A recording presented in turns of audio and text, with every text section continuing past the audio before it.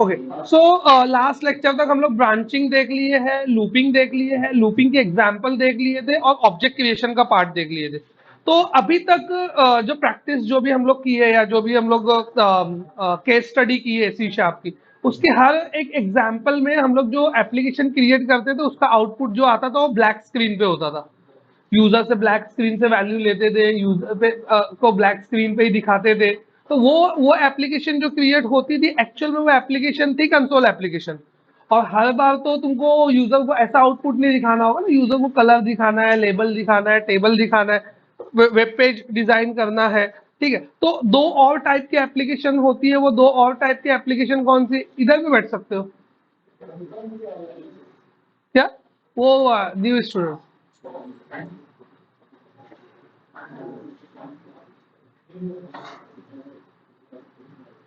हाँ, तो हर बार तुमको ब्लैक स्क्रीन पे आउटपुट तो दिखाना नहीं रहेगा, तो हम लोग क्या करते थे, अभी कंसोल एप्लीकेशन की जगह दो और टाइप की एप्लीकेशन होती है। एक एप्लीकेशन होती है डेस्कटॉप एप्लीकेशन और एक एप्लीकेशन होती है वेब एप्लीकेशन। ठीक है, तो डेस्कटॉप एप्लीकेशन में एक जस्ट तुमको फ्लेवर दिखाने के लिए कि डेस्कटॉप एप्लीकेशन दिखाया हो क्या, डेस्कटॉप एप्लीकेशन बना के नहीं ना। हाँ, तो डेस्कटॉप एप्लीकेशन बना के मैं तुमको दिखाता हूँ। डेस्कटॉप एप्लीकेशन में हम लोग क्या करते हैं, डेस्कटॉप एप्लीकेशन के अंदर हम लोग ले लेते हैं वही अपना इवन ऑड वाला एक सिंपल सा प्रोग्राम लेता हूँ, एक यूआई बनाता हूँ, यूजर इंटरफेस से वैल्यू लेंगे हम लोग।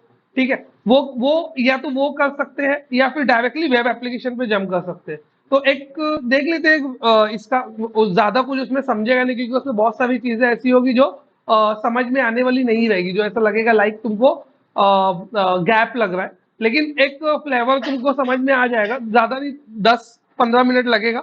एक एप्लीकेशन में बनाऊंगा और उसकी चीजें एक्सप्लेन करूंगा, लॉजिक इवन आउट कर लूंगा ताकि ज्यादा कुछ मेरे को लॉजिक ना लिखना पड़े, और डेस्कटॉप एप्लीकेशन बनाते कैसे वो भी तुमको पता चल जाए। इन केस कभी डेस्कटॉप एप्लीकेशन बनाने की जरूरत पड़े तो तुमको स्टेप पता होना चाहिए कि डेस्कटॉप एप्लीकेशन हम लोग कैसे क्रिएट करते हैं। तो अभी जो एप्लीकेशन हम लोग बनाते थे वो थी कंसोल। अब जो एप्लीकेशन मैं बनाने जा रहा हूँ वो कौन सी एप्लीकेशन है, डेस्कटॉप एप्लीकेशन। डेस्कटॉप एप्लीकेशन मतलब जो स्टैंड अलोन एप्लीकेशन होती है जिसको रन होने के लिए इंटरनेट की जरूरत नहीं होती है। हाँ, रन होने के बाद वो इंटरनेट से कांटेक्ट कर सकती है, वो एक अलग पार्ट है। ठीक है, तो यहाँ पे मेरे को डेस्कटॉप एप्लीकेशन बनाना है। डेस्कटॉप एप्लीकेशन बनाने के लिए क्या करूंगा, मैं फाइल में गया, यहाँ पे create new project, new project लेके यहाँ पे तुमको सेलेक्ट करना है सी शार्प, प्लेटफॉर्म लेना है तुमको विंडोज, प्रोजेक्ट टाइप तुमको लेना है डेस्कटॉप, और यहाँ पे आके तुमको क्रिएट करना है डेस्कटॉप एप्लीकेशन। तो विंडोज फॉर्म एप्लीकेशन जो है वो एक्चुअल में मेरी डेस्कटॉप एप्लीकेशन है, तो ये डॉटनेट फ्रेमवर्क वाली एप्लीकेशन लेना है। इसको शॉर्ट में हम लोग जो बोलते हैं, क्या बोलते हैं, विन फॉर्म। ठीक है, तो एक विन फॉर्म है, एक वेब फॉर्म है। ठीक है, दोनों में कंफ्यूज मत होना। विन फॉर्म जो है वो डेस्कटॉप है, वेब फॉर्म जो है वो वेब है। ठीक है, तो विन फॉर्म भाई ये स्पीड आउटलेट यही को बोलते हैं, नहीं, वो अलग है। एसपी डॉट नेट वर्ड ही नहीं यूज किया मैं अभी। नहीं नहीं, ये अलग है भाई, ये डेस्कटॉप एप्लीकेशन है, विन फॉर्म। ठीक है, तो यहाँ पे मैं test even out create,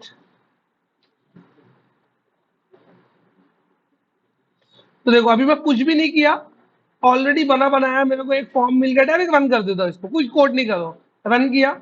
output देखो कहाँ है, किस में आ रहा है इसका आउटपुट, इसके आउटपुट में ये एक फॉर्म आया है, दिख रहा है।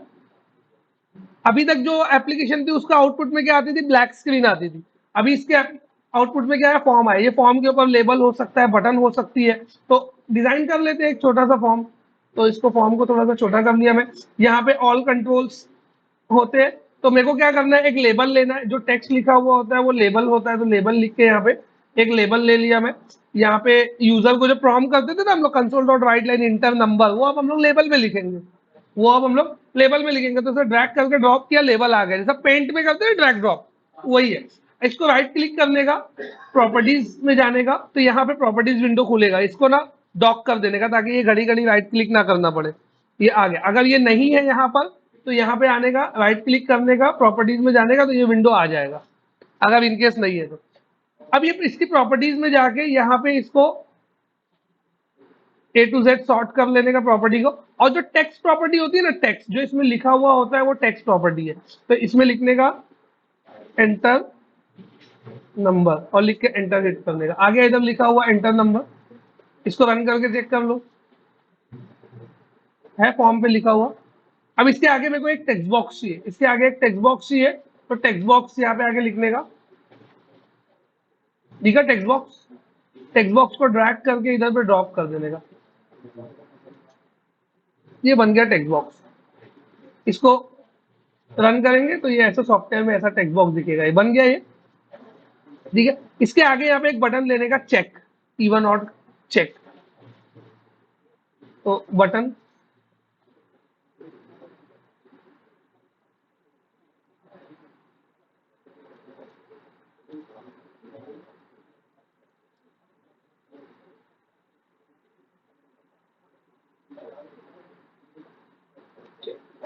ठीक है। तो ये मेरा फॉर्म हो गया, इसको रन करके देख लो, बन गया डिजाइन। ये एकदम सिंपल सा डिजाइन है, कुछ नहीं। इसको फॉर्म की साइज को हम लोग ये छोटा कर देते हैं, इसको ऐसा कर देता हूँ मैं, कुछ नहीं होगा, कुछ भी नहीं, क्लिक वगैरह कुछ वर्क नहीं करेगा क्योंकि कुछ कोड ही नहीं हुआ है, सिर्फ यूआई है ये। तो इसको मैं यहाँ पर फॉर्म को थोड़ा सा ऐसा छोटा कर देता हूँ, तो यहाँ पे फॉर्म 1 की जगह इवन ऑड लिख देता हूँ, तो टेक्स्ट में गया इवन, ठीक है। तो ये फॉर्म पे लिखा हुआ आएगा। ये है सिंपल सा मेरे डेस्कटॉप एप्लीकेशन। अब मैं यहाँ पे कुछ नंबर लिखूंगा 56 और चेक बटन पे क्लिक करूंगा तो ये चेक करेगा इवन है कि ऑड है, और ये मेरे को बताएगा, ठीक है। तो अब देखो ये जो तुमको दिख रहा है ना, जिसको तुम क्लिक करते हो, जिसको तुम सेलेक्ट करते हो, क्लिक करते हो, वो प्रॉपर्टी यहाँ पे दिखना शुरू होती है। मेरा एरो देखो, मुंह मत देखो इधर, ठीक है। यहाँ पे मैं क्लिक किया तो यहाँ पे क्या आ रहा है, फॉर्म 1। यहाँ पे मैं क्लिक किया तो यहाँ पे क्या आ रहा है, लेबल, देखो इधर देखो, दिख रहा है लेबल। यहाँ पे मैं क्लिक किया तो ये किसकी प्रॉपर्टी दिखा रहा है, टेक्स्ट बॉक्स। यहाँ पे मैं क्लिक किया तो ये किसके दिखा रहा है, बटन। तो जिसकी प्रॉपर्टी मेरे को चेंज करना रहेगा, मतलब प्रॉपर्टी चेंज का मतलब क्या होता है, जिसको मेरे को चेंज करना है, जैसे मैं बोला बटन का बैक कलर चेंज करो, बटन को एक कलर दो, उसके बैक पे कोई कलर आना चाहिए, तो उस टाइम पे मैं बटन सेलेक्ट करूंगा तो बटन की प्रॉपर्टी दिखेगी। यहाँ पे जाऊंगा मैं, बैकग्राउंड कलर बी से आता है तो एबीसीडी से सॉर्ट किया मैंने, इधर बैकग्राउंड कलर, बैकग्राउंड इमेज है, सॉरी बैकग्राउंड कलर ये लिया, मैं कोई और कलर सेलेक्ट किया लाइक दिस।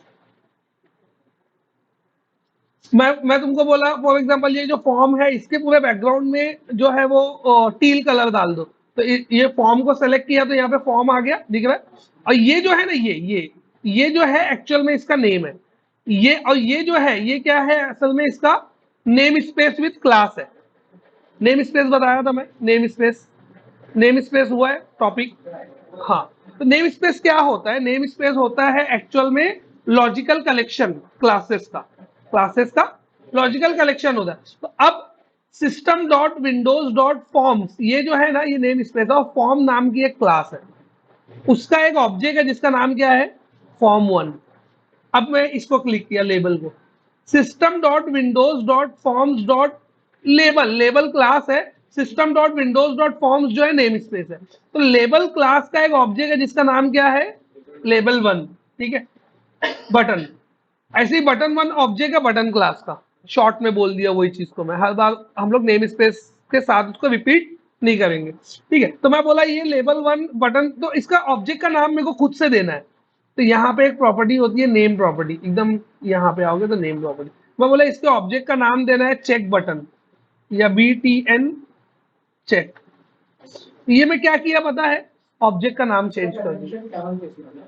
हाँ, इसमें कैसा होगा, जो लेबल है तो LBL लगाएंगे, बटन है तो BTN लगाएंगे, कैमल केस रहेगा, उसके बाद से हर लेटर कैपिटल रहेगा, तो BTN पूरा स्मॉल, LBL पूरा स्मॉल।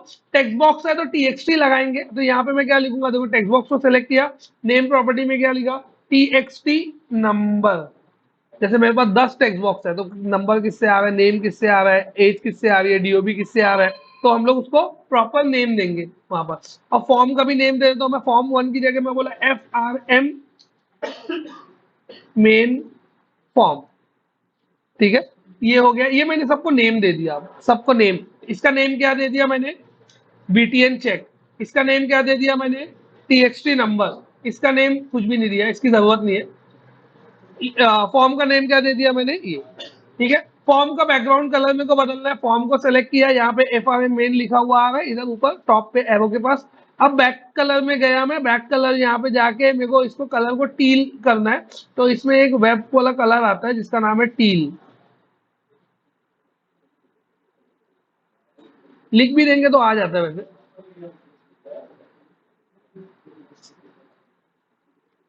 टील। और इसको मैं कर देता हूँ मिंट क्रीम। तो इसका बैक कलर नहीं बदलेगा, इसका क्या बदलेगा, फोरग्राउंड कलर। तो वो कलर कहाँ पे है, ये देखो फोर कलर दिख रहा है, वो कलर है मिंट क्रीम, दिखा। यहाँ पे भी जो इसका बैक कलर है,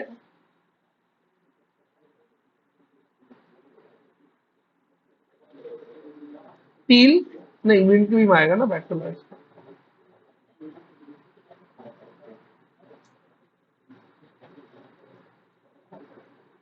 ये मिंट क्रीम और इसका फोर कलर यहाँ पे टील।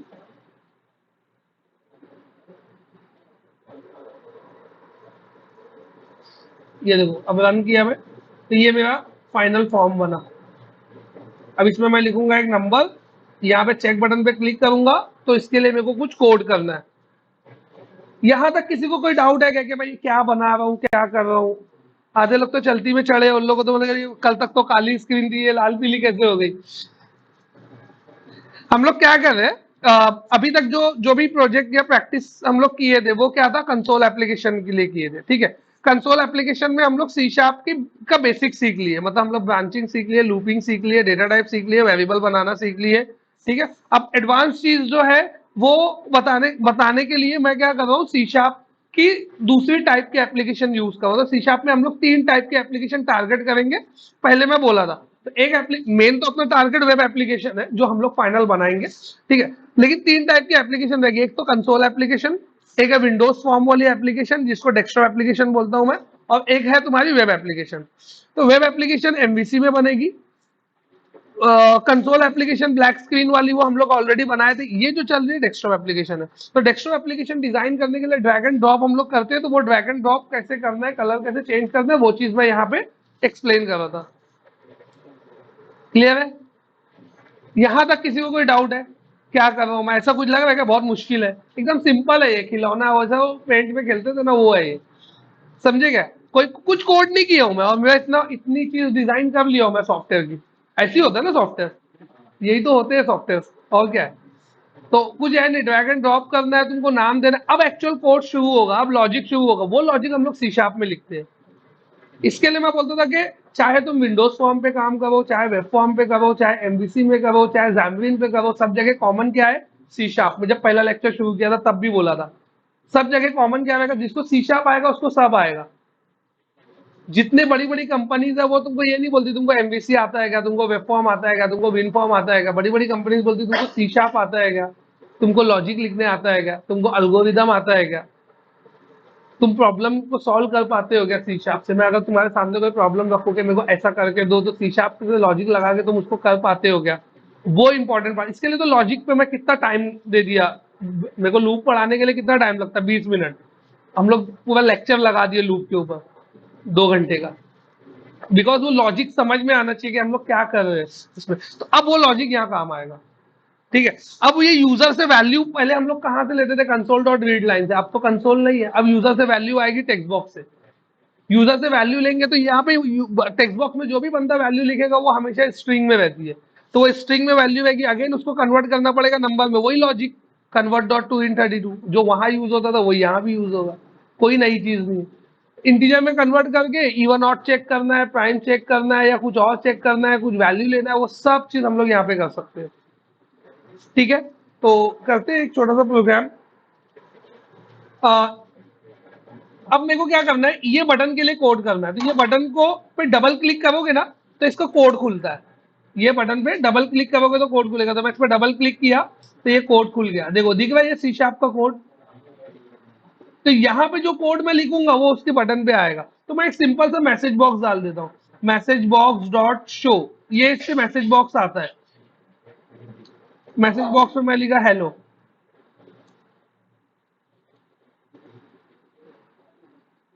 ठीक है। सेव किया, रन किया, इस पे क्लिक किया, आया, मतलब ये कोड मेरा सही चल रहा है। अब मैं इसको हटाऊंगा और एक्चुअल कोड करूंगा। ये मेरा क्या हो गया, लिंकिंग हो गई यूआई और बैकएंड की, ये सही चल रहा है, ठीक है। ओके, इसको बंद किया, यहाँ पे स्टॉप किया। अब इसको हटा के यहाँ पे सबसे पहला काम मेरे को क्या करना पड़ेगा, कौन बताएगा, स्टेप्स कौन बताएगा? सबसे पहला काम मेरे को क्या करना पड़ेगा इवन ऑड के लिए?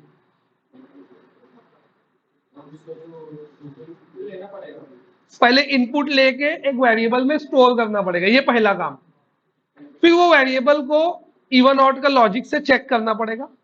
अगर हो गया तो आउटपुट कहाँ दिखाओगे? वहां तो कंसोल डॉट राइट लाइन लिख देते थे, यहाँ कहाँ दिखेगा? Message box. तो यूजर से इनपुट ले रहा हूं मैं, तो यहां पे आगे लिखा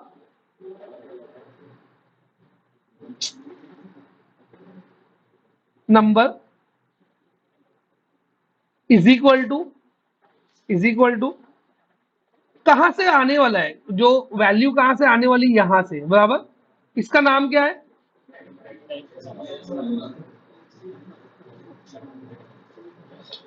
और जो इसके अंदर लिखा होता है वो प्रॉपर्टी का नाम है टेक्स्ट। जैसे लेबल में जो लिखा होता था वो प्रॉपर्टी का नाम क्या था?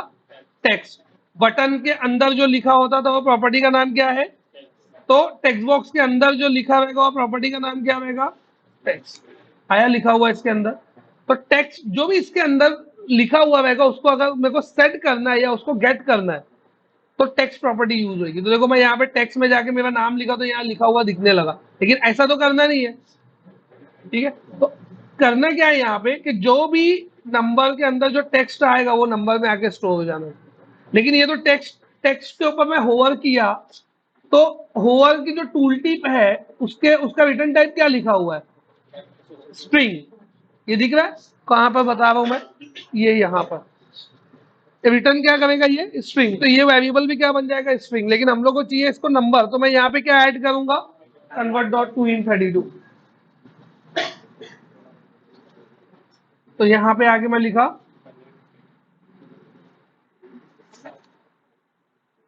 कन्वर्ट डॉट टू इन 32। ये हो गया, मेरा नंबर आ गया। ये यूजर से वैल्यू लेने का काम खत्म, दैट्स इट, इतना ही करना है। अब क्या करना है मेरे को? यूजर से वैल्यू तो आ गई, अब वो नंबर को चेक करना है। इफ नंबर मॉड 2 इक्वल 0 है तो इवन है। Message box dot show even, else में मैसेज बॉक्स डॉट शो और।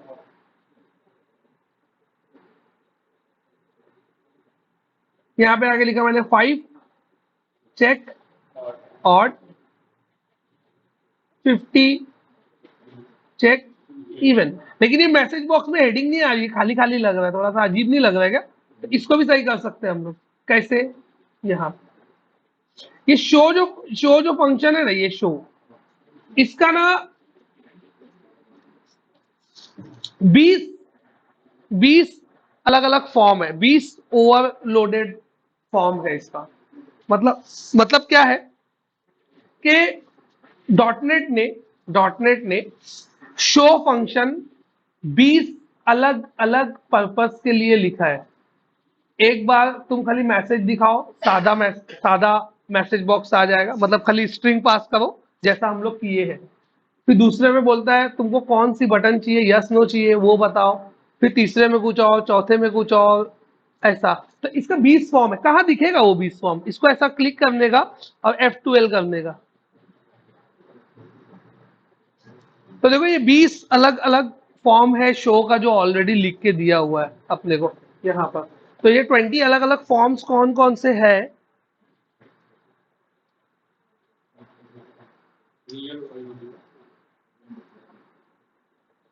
ये अलग अलग। अभी यहां से देखो, यहां से स्टार्ट करते हैं अगर देखना, तो ये शो में एक बोलता है कि जो मैसेज देना है वो दे दो, ठीक है। जो कैप्शन देना है वो दे दो। कैप्शन क्या होता है? वो जो मैसेज बॉक्स आता है उसके ऊपर हेडिंग जो आती है ना, उसको बोलते हैं कैप्शन। फिर वो बोलता है तुमको बटन कौन सी बताना है, बटन भी बता दो। आइकॉन कौन सा बताना है, आइकॉन भी बता दो। तो अगर मेरे को आइकॉन भी बताना है, बटन भी बताना है, मैसेज भी बताना है, कैप्शन भी बताना है, तो मैं ये वाला फॉर्म यूज करूंगा। पहले स्ट्रिंग फॉर्म में लिख दूंगा मैसेज, दूसरे में स्ट्रिंग फॉर्म में लिख दूंगा कैप्शन। अगर मेरे को बटन्स नहीं बताना है तो मैं क्या करूंगा, वो कहाँ पे है? वो इधर, टेक्स्ट कैप्शन, ये वाला, ये देखो ये वाला, खाली मैसेज और कैप्शन। तो मैं कोई सा भी फॉर्म यूज कर सकता हूँ इसके अंदर में। अब इसमें एक चीज समझो कि ये तो शो ही है ना, शो एक ही चीज है लेकिन उसका पर्पज अलग अलग है। शो एक ही है लेकिन उसका पर्पज अलग अलग है। तो कौन सा कंसेप्ट हुआ? Polymorphism. And that polymorphism is known as overloading. That polymorphism is known as overloading. Polymorphism की टाइप नहीं हुई थी ना अपनी, हुई है क्या? ओवरलोडिंग, ओवरराइडिंग नहीं हुई थी, खाली वन टाइम कंपाइल टाइम हुआ। ठीक। तो अभी अगर मैं इधर से बैक लू ना और यहां पे आऊं, तो ये अगर देखोगे तो क्या लिखा है? ये ओवरलोड। मतलब इसका 20 ओवरलोड फॉर्म है। इसका मतलब क्या हुआ? इसका मतलब ये हुआ कि 20 अलग अलग पर्पस के लिए ये शो यूज होता है। Show single form with multiple purpose, that's called polymorphism. वही तो यहाँ हो रहा है। तो अगर किसी को खाली मैसेज दिखाना है तो भी शो, किसी को मैसेज विथ कैप्शन दिखाना है तो भी शो, किसी को मैसेज विथ आइकॉन दिखाना है तो भी शो, किसी को message with caption with icon दिखाना है तो भी शो, किसी को message with caption with icons with button दिखाना है तो भी शो, किसी को कैप्शन नहीं दिखाना है, बटन दिखाना है तो भी शो। तो ऐसे कॉम्बिनेशन में 20 ओवरलोड फॉर्म बना दिया उसने, अलग अलग पर्पज, अलग अलग पर्पज है ना सब। लेकिन अब अगर अगर कोई सादा डेवलपर होता जिसको ऑब्जेक्ट ओरिएंटेड नहीं आती, तो वो क्या करता? एक नाम देता, message with button, message without button, message with caption, message without caption, message with caption with button, message message with caption with button with icon. समझे क्या? तो ऐसे कितना अलग अलग नाम लेना पड़ता। तो वो अलग अलग नाम ना लेना पड़े इसके लिए उसने कंसेप्ट यूज किया ओवरलोडिंग का या पॉलीमॉर्फिज्म का। ओवरलोडिंग एक पार्ट है एक्चुअल में पॉलीमॉर्फिज्म का। तो पॉलीमॉर्फिज्म है, पॉलीमॉर्फिज्म के अंदर टाइप है, रन टाइम और कंपाइल टाइम। ठीक है, कंपाइल टाइम में हम लोग जाते हैं तो वहां पे एक टाइप की पॉलीमॉर्फिज्म होती है जिसको हम लोग बोलते हैं ओवरलोडिंग। ओवरलोडिंग और एक है कंस्ट्रक्टर। और रन टाइम में हम लोग जाते हैं तो एक पॉलीमॉर्फिज्म आती है जिसको हम लोग बोलते हैं ओवरराइडिंग। तो अभी जो ये पॉलीमॉर्फिज्म जो हुई है, ये पॉलीमॉर्फिज्म को हम लोग बोलते हैं ओवरलोडिंग, क्योंकि ये कंपाइल टाइम में होती है। ठीक है, अब मैं यहाँ पे आया, यहाँ पे आके मैं बोला कि ठीक है मेरे को कैप्शन भी लिखना है, तो मैं कैप्शन में लिखा इसके रिजल्ट।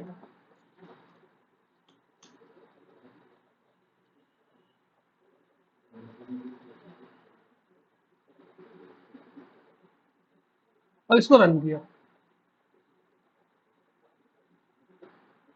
आया रिजल्ट ऊपर। अब मेरे को आइकॉन भी चाहिए। ठीक है, तो आगे जाके और कॉमा लिखा, तो ये बोल रहा है कि मैसेज बॉक्स बटन, तो मैं लिखा मैसेज बॉक्स बटन डॉट। मैं बोला मेरे को यस ने ओके चाहिए, यस नो चाहिए, ओके या कैंसिल चाहिए, रिट्राई कैंसिल चाहिए, यस नो कैंसिल चाहिए, अबाउट रिट्राई इग्नोर चाहिए, कौन सी बटन चाहिए? तो मैं बोला मेरे को रिट्राई कैंसिल चाहिए। ऐसे ही दे दिया मैं, ऐसा कोई मीनिंग नहीं है इसकी यहाँ पे, जस्ट बताने के लिए।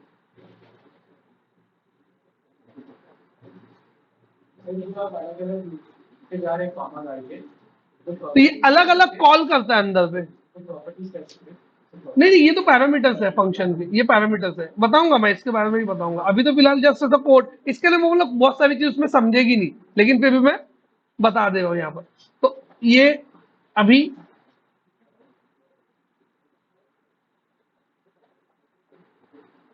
आया, चेंज हो गया मैसेज बॉक्स। तो ये फिर उसके बाद आइकॉन भी बोल रहा हूँ मैं, तो कॉमा डाल के message box icon, message box icon dot. अब आइकॉन में एक आता है ओके, नहीं है मैसेज बॉक्स आइकॉन का है,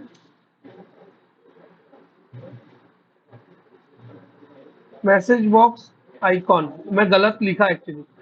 तो एक आता है एक्सक्लेमेशन, एक आता है क्वेश्चन, एक आता है इंफॉर्मेशन, एक आता है वार्निंग, एक आता है एरर। अलग अलग, समझ गया ना। एक्सक्लेमेशन कौन सा,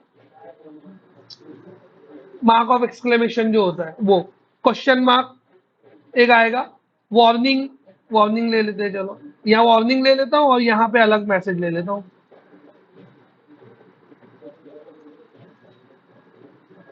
एक में वार्निंग लिया हूँ, इंफॉर्मेशन में तो आई लिखा हुआ आता है, एस्टेरिक देख लो, स्टार बना हुआ आता है,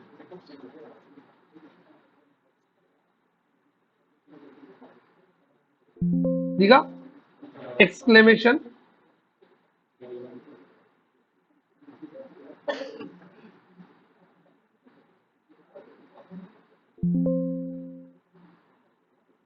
ठीक है। तो ऐसे जो भी आइकॉन तुमको लेना है, जो तुमको बटन लेना है, जो भी तुमको कैप्शन लेना है, जो भी तुमको मैसेज लेना है, वो तुम यहाँ पे लिख सकते हो। तो एक कंसेप्ट यहाँ पे क्या समझ में आया, एक कंसेप्ट यहाँ पे ये समझ में आया मेरे को कि कहीं पर भी यूजर की एंट्री हमेशा स्ट्रिंग में आती है, चाहे वो कंसोल हो चाहे वो डेस्कटॉप हो, और यही यही चीज फॉलो होगी एमवीसी में भी। यूजर की जो भी वैल्यू आएगी हमेशा स्ट्रिंग में आएगी, उसको हम लोग प्रॉपर टाइप में कन्वर्ट करेंगे, यहाँ भी किए वहां भी किए, अभी आगे एमवीसी में भी हम लोग करना पड़ेगा, ठीक है। दूसरी चीज कि ओवरलोडिंग का एक्चुअल में रियल टाइम एग्जांपल मेरे को समझ में आया कि नाम एक लेकिन काम उसके ज्यादा, जैसे मैं बोला फाइंड, अब वही फाइंड स्ट्रिंग फाइंड करने के लिए भी यूज हो रहा है और वही फाइंड इंटीजर फाइंड करने के लिए भी यूज हो रहा है। अगर फाइंड तुम कॉल करते हो, लाइक एक फाइंड समझो एक फंक्शन है, ऐसा तुम बना रहे हो जिसको फाइंड के अंदर अगर मैं लिखा 1 तो ये फाइंड में मैं क्या पास किया हूँ, इंटीजर। अब मैं लिखा फाइंड, फाइंड में अगर मैं यहाँ पे ऐसे लिखा डबल कोट्स ए, तो ये फाइंड में मैं क्या पास किया हूँ, स्ट्रिंग, ठीक है। फिर उसके बाद में अगेन यहाँ पे आके लिखा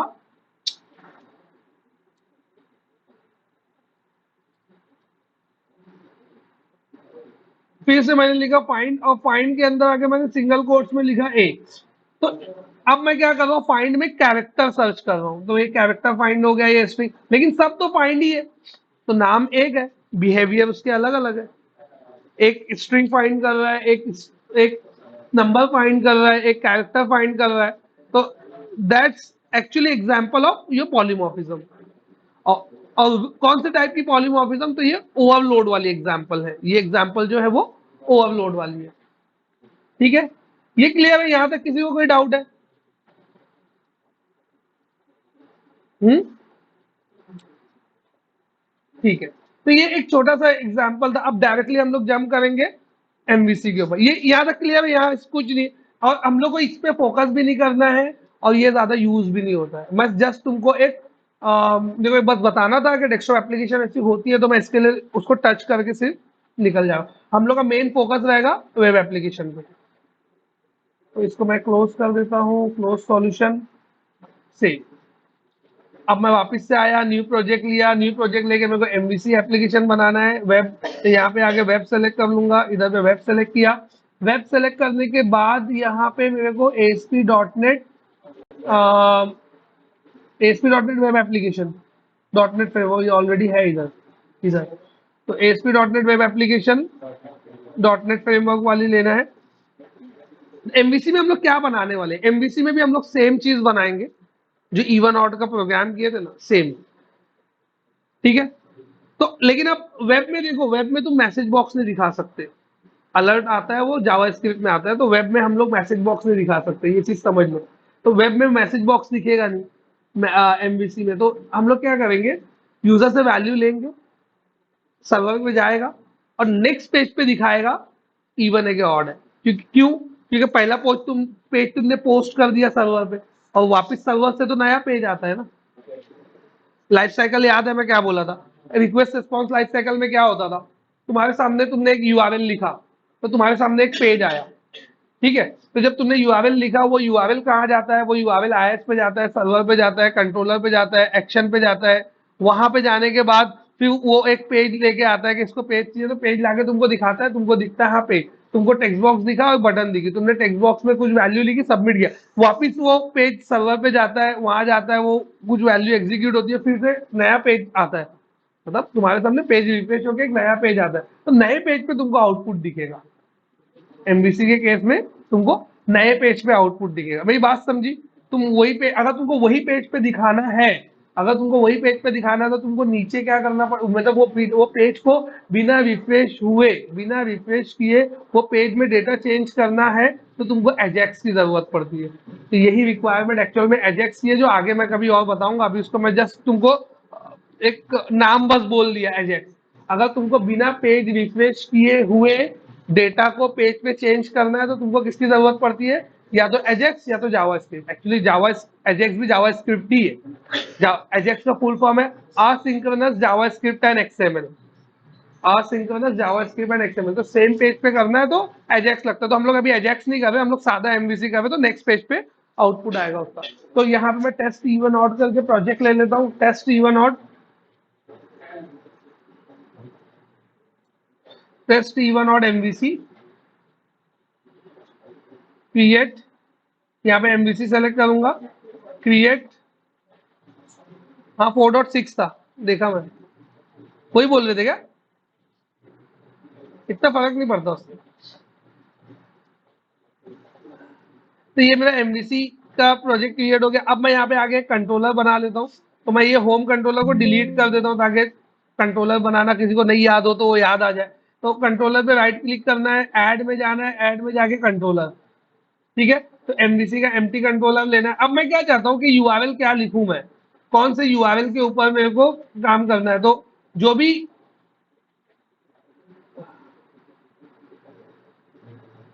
ऐसा मेरा सर्वर का नेम होगा, http://localhost: सम कुछ तो नंबर स्लैश, उसके बाद में लिखूंगा टेस्ट इवन या टेस्ट नंबर करके, फिर स्लैश यहाँ पे लिखूंगा टेस्ट इवन ऑड। ये यूआरएल मेरे को वर्केबल बनाना है। मेरी बात समझी मैं क्या बोला, ये यूआरएल मेरे को वर्केबल बनाना है। तो इसके लिए मेरे को मेरे एमवीसी प्रोजेक्ट में क्या करना पड़ेगा, कौन बता सकता है, कौन आंसर दे सकता है। ये यूआरएल मेरे को मेरे एमवीसी प्रोजेक्ट में वर्केबल बनाना है।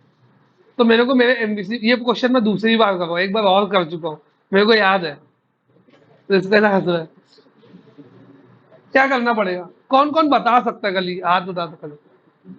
1 2 3 4 5 6 7 8, पीछे दोनों बेकसूर है क्या, पता है नहीं पता है, आधा पता है, और आकिल एकदम नया है क्या, मतलब ऐसा लग रहा है कि कभी सुने ही नहीं, ऐसा है क्या। देखेला लग वेला है ना, अभी बच्ची बता ना, देखेला लग वेला है तो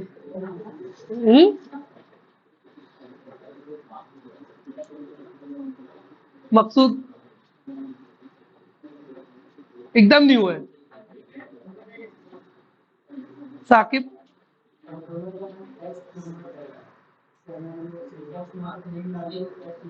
एग्जैक्टली।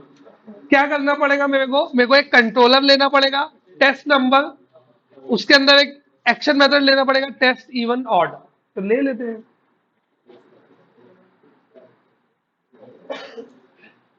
तो यहां पे मैं आया, टेस्ट नंबर, ये कंट्रोलर लूंगा मैं। तो ये मेरा कंट्रोलर बना, और एक्शन मेथड का नाम क्या लूंगा मैं,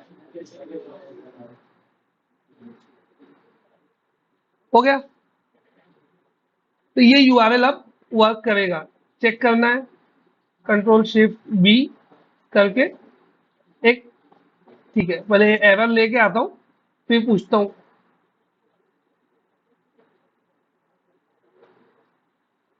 तो ये मेरा यूआरएल है, इसको मैं इधर से कॉपी कर लेता हूं, और यहाँ पर मैं इसको ले जाके पेस्ट किया।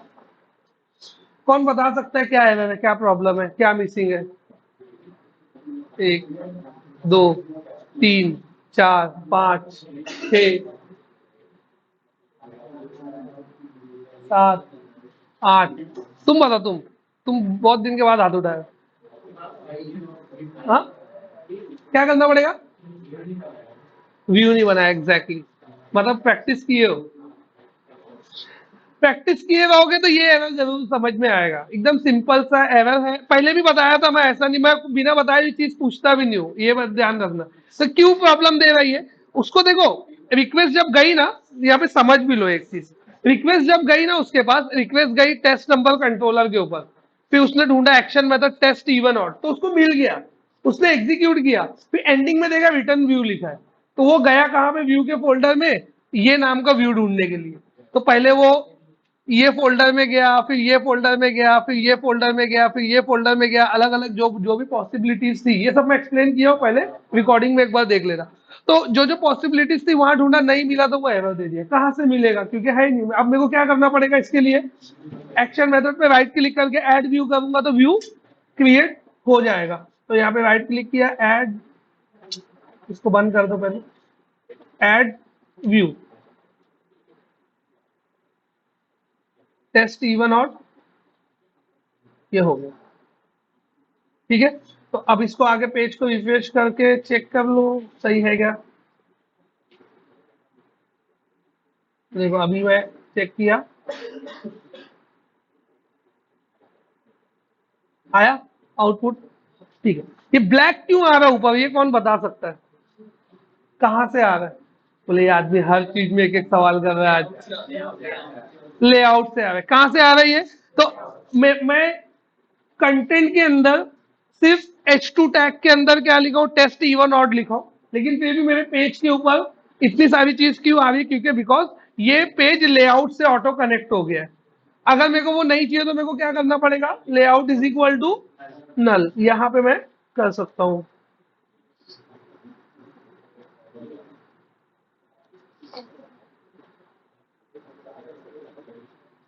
अब ये लेआउट निकल गया उधर से, तो बाय डिफॉल्ट अच्छा लेआउट से कनेक्ट तो हुआ, लेकिन अगर वो कौन सी प्लेस है जहां पे हम लोग स्पेसिफाई करते हैं कि यही वाला लेआउट यूज करना है, कहाँ पे।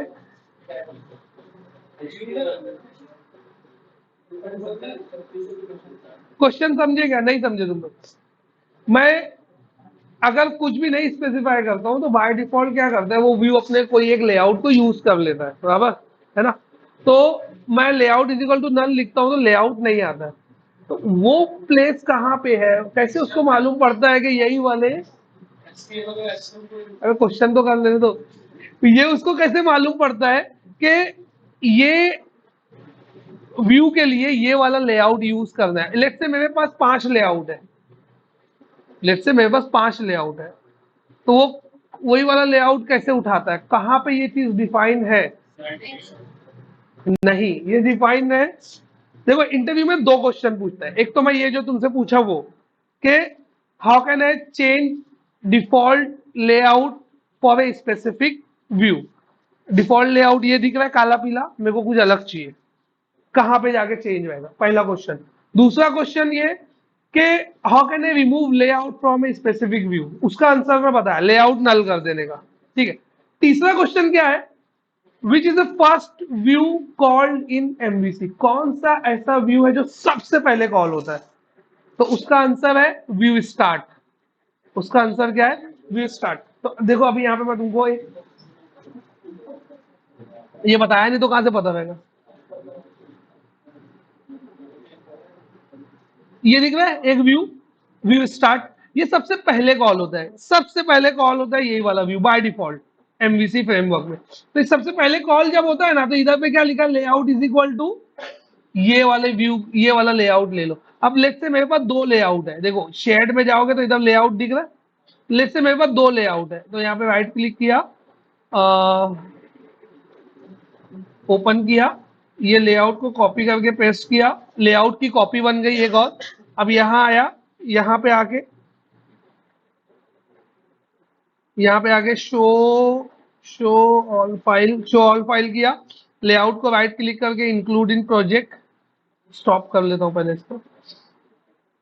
यहाँ पे लेआउट को राइट क्लिक करके इंक्लूड इन प्रोजेक्ट किया, तो अब मेरे प्रोजेक्ट में 2 लेआउट हो गए। ठीक है, एक लेआउट के अंदर क्या लिखा हुआ है, एक लेआउट में टाइटल लिखा हुआ है, कहाँ गया यार, एक लेआउट में टाइटल लिखा हुआ है लेट्स से गुड मॉर्निंग, ठीक है।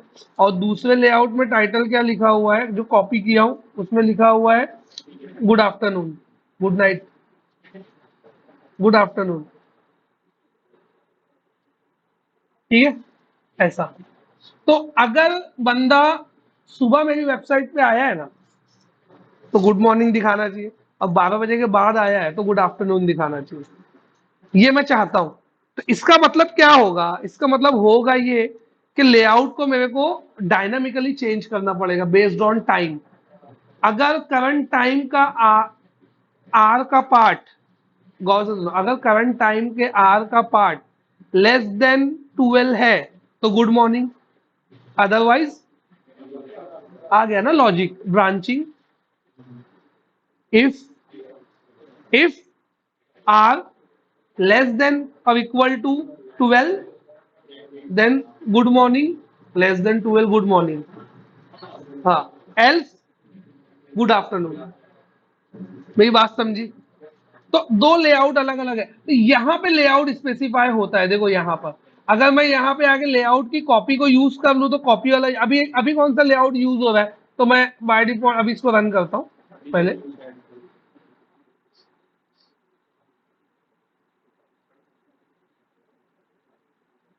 पहले नल हटा देता हूँ यहाँ से, यहाँ पर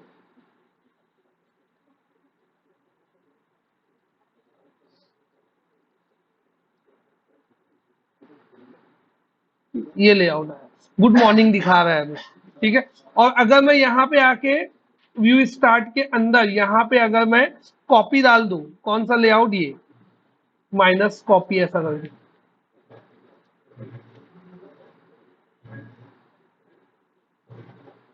देखो, माइनस दोनों जगह स्पेस है और copy dot C S H T L, इसको सेव करके ये डाल दूं तो अब ये क्या दिखाने लगेगा, ये गुड मॉर्निंग ही दिखा रहा है ये तो। वहाँ पे वही है ना, क्या बोलते हैं view start। अच्छा, सेव नहीं किया, व्यू स्टार्ट सेव नहीं हुआ, तो अब गुड आफ्टरनून दिखा रहा है। लेकिन ये चीज ऐसे हार्ड कोड से नहीं होना चाहिए ना, टाइम के बेस पे चेंज होना चाहिए। तो देखो, इससे एक इलस्ट्रेशन क्या होता है, इससे एक इलस्ट्रेशन ये समझ में आता है कि व्यू स्टार्ट वो व्यू है जो सबसे पहले कॉल होता है और उसी में हम लोग लेआउट की सेटिंग करते हैं। तो मेरे जो 3 क्वेश्चन थे वो तीनों का आंसर इधर ही निकल जाता है। पहला क्वेश्चन क्या था कि कौन सी प्लेस है जहां पे हम लोग लेआउट स्पेसिफाई करते हैं, तो उसका आंसर क्या है, व्यू स्टार्ट। दूसरा क्वेश्चन ये था कि वो कौन सा व्यू है जो सबसे पहले कॉल होता है, तो उसका आंसर भी है व्यू स्टार्ट। और तीसरा में क्या बोला था कि अगर मेरे को व्यू नहीं चाहिए तो उसका आंसर क्या है, layout is equal to null. बराबर, मेरी बात समझी? क्या क्या बताया मैं? तो ये तीनों चीज, दो आंसर यहाँ पे है और एक answer layout is equal to null, null के अंदर है। तो ये चीज तो मेरे को समझ में आ गई, लेकिन अब मैं इसमें कंडीशन कैसे डालूंगा? मेरे को कंडीशन डालना पड़ेगा ना, या तो लेआउट, या तो इसमें ये कौन सा ऑपरेटर है, असाइनमेंट ऑपरेटर। या तो ये वैल्यू इसमें असाइन होना चाहिए, या तो लेआउट असाइन होना चाहिए, या तो लेआउट कॉपी असाइन होना चाहिए। और वो कौन डिसाइड करेगा? वो कंडीशन है मेरे आर की। अब आर की कंडीशन मतलब करंट डेट टाइम निकालना पड़ेगा मेरे को। करंट डेट टाइम निकालूंगा, उसमें से डेट टाइम में से आर का पार्ट निकालूंगा।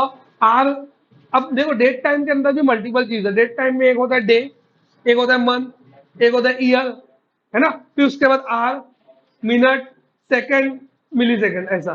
तो जो डे का पार्ट है, डी का पार्ट, डे का पार्ट वो एक इंटीजर है, डे का पार्ट इंटीजर है, मंथ का पार्ट भी इंटीजर है, ईयर का पार्ट भी इंटीजर है, बराबर, आवर का पार्ट भी इंटीजर है, मिनट का पार्ट भी, सब इंटीजर है। ये 5 इंटीजर 6 इंटीजर मिलके एक डेट बना देते हैं, जो मैं लास्ट टाइम तुमको बोला, इनम स्ट्रक्चर के बारे में बोल रहा था जो। तो वो करते हैं। तो हम लोग क्या करेंगे, उसको निकालते हैं, गेट करते हैं। तो करंट डेट टाइम गेट करने के लिए डॉट नेट में क्या लिखते हैं हम लोग, डेट टाइम डॉट नाउ। क्या लिखते हैं, डेट टाइम डॉट नाउ। तो यहाँ पे लिया वेरिएबल, एक वेरिएबल क्रिएट किया, current date time is equal to date time dot now. इससे क्या निकलेगा, करंट डेट टाइम निकल जाएगा। नहीं अगर वो होता है तो इधर पे डिबग लगा के चेक कर लेने का, बराबर। तो अब डिबग लगा के इसको रन करेंगे ना, तो यहाँ पे आके कोड रुक जाएगा। क्या होगा, कोड वहां पे रुक जाएगा। तो मैं यहाँ पे आया, रुका आके देखो, अभी नल दिखाएगा, अभी कुछ नहीं है, ठीक है। नल मतलब ये 111 दिखा रहा है, इसको नल डेट ही बोलते हैं, ठीक है। 111000000। हाँ, आदम अलैहिस्सलाम, किधर बैठा है, ठीक है। ये आगे बढ़ा है, अब करंट डेट टाइम अब क्या दिखा रहा है, अब दिखा रहा है बराबर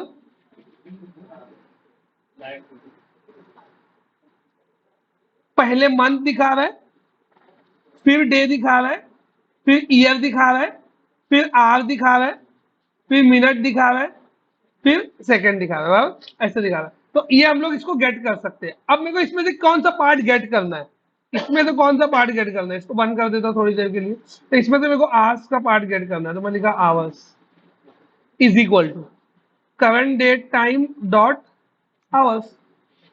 ये इसका इसका डेटा टाइप क्या है, डेट टाइम, इसका डेटा टाइप क्या है, इंटीजर। आवर्स तो इंटीजर रहेंगे ना, तो इसमें से पहले डेट टाइम निकाला, डेट टाइम में से आवर्स निकाला। अब चेक करूंगा, इफ आवर्स लेस देन और इक्वल टू 12, देन क्या होगा वो, एल्स ये। तो मैं इसको किया, अगर लेस देन और इक्वल टू 12 है तो जो पहले वाला लेआउट था वो चलेगा,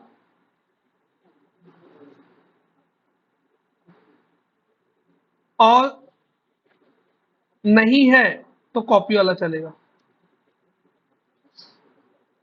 दो लेआउट, ठीक है। Control shift B, less than और इक्वल टू नहीं आना चाहिए ना, लेस देन आना चाहिए फिर। हाँ, ठीक है।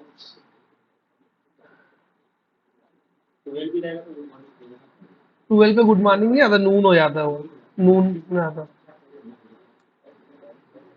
ये देखो डिबग आया, करंट टाइम कैलकुलेट हुआ, कर्सर यहाँ आया, इधर भी देखो ध्यान से, ठीक है। फिर आवर्स की वैल्यू क्या आई, आवर्स की वैल्यू अभी क्या आई 21, तो वो 12 से लेस है, बराबर। कौन आ बोला, हाँ। तो ये क्या है, कंडीशन क्या हो गई, फॉल्स, तो कहाँ चला जाएगा, एल्स में आ गया इधर। एल्स में जाके कौन सा लेआउट लगाएगा, गुड आफ्टरनून वाला, तो गुड आफ्टरनून आया। अब हम लोग अपने सिस्टम का टाइम चेंज करते हैं, प्रोग्राम को वापस से रन करेंगे।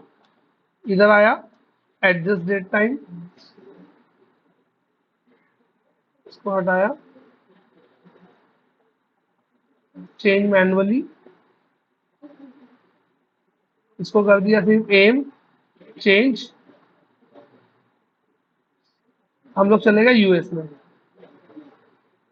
इसको मैं यहाँ पे आया, स्टॉप किया, वापस से रन किया। अब समझो बंदा मॉर्निंग में ये वेबसाइट विजिट कर रहा है,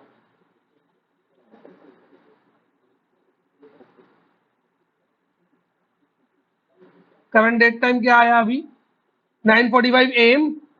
आर की वैल्यू क्या आएगी 9, 9 इज लेस देन 12, तो अब ये इज्जत से बोलेगा गुड मॉर्निंग, हुआ नहीं ना, अभी बोला ना गुड मॉर्निंग। समझ में आया क्या, तो ऐसे डायनामिक व्यू तुम क्रिएट कर सकते हो एमवीसी के अंदर। तो ये पूरा टॉपिक जो था, ये टॉपिक किस, ये मतलब ये जो कंसेप्ट है, इसमें क्या इलस्ट्रेशन हुआ, दो चीज का। एक तो तुम same branching same C sharp view में भी लिख सकते हो, ये चीज तुमने गौर किया, वो कोड लिखा किधर मैं, कोड लिखा कहाँ पे मैं, वो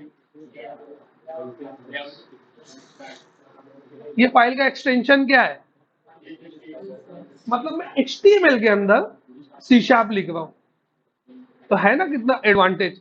मतलब मेरे को, मैं अब इसमें लूप भी लिख सकता हूँ। अब इसमें लूप, अगर मेरे को एक H1 है उसको 200 बार प्रिंट करना है, लूप डाल दो, वो H1 को 200 बार प्रिंट करेगा। Instead of writing HTML at your own, you can write your own logic to write those HTML। मेरी बात समझ में आई मैं क्या बोला, एक एडवांटेज, एक इलस्ट्रेशन। दूसरा दूसरा है कि व्यू स्टार्ट के बारे में जो इंटरव्यू क्वेश्चन पूछता है वो मेरा क्लियर हो गया कि व्यू स्टार्ट बेसिकली है क्या।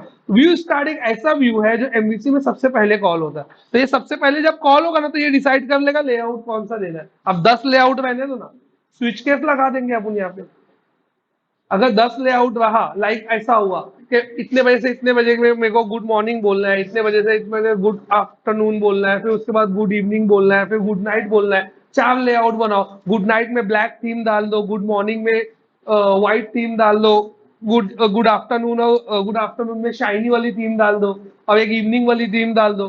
3 अलग अलग थीम डाल दो। जब जब वो ओपन करेगा तब तब उसको अलग अलग वेबसाइट दिखेगी। बहुत मुश्किल है क्या ये बनाना? एक सिंपल स्विच केस में हो रहा है ना।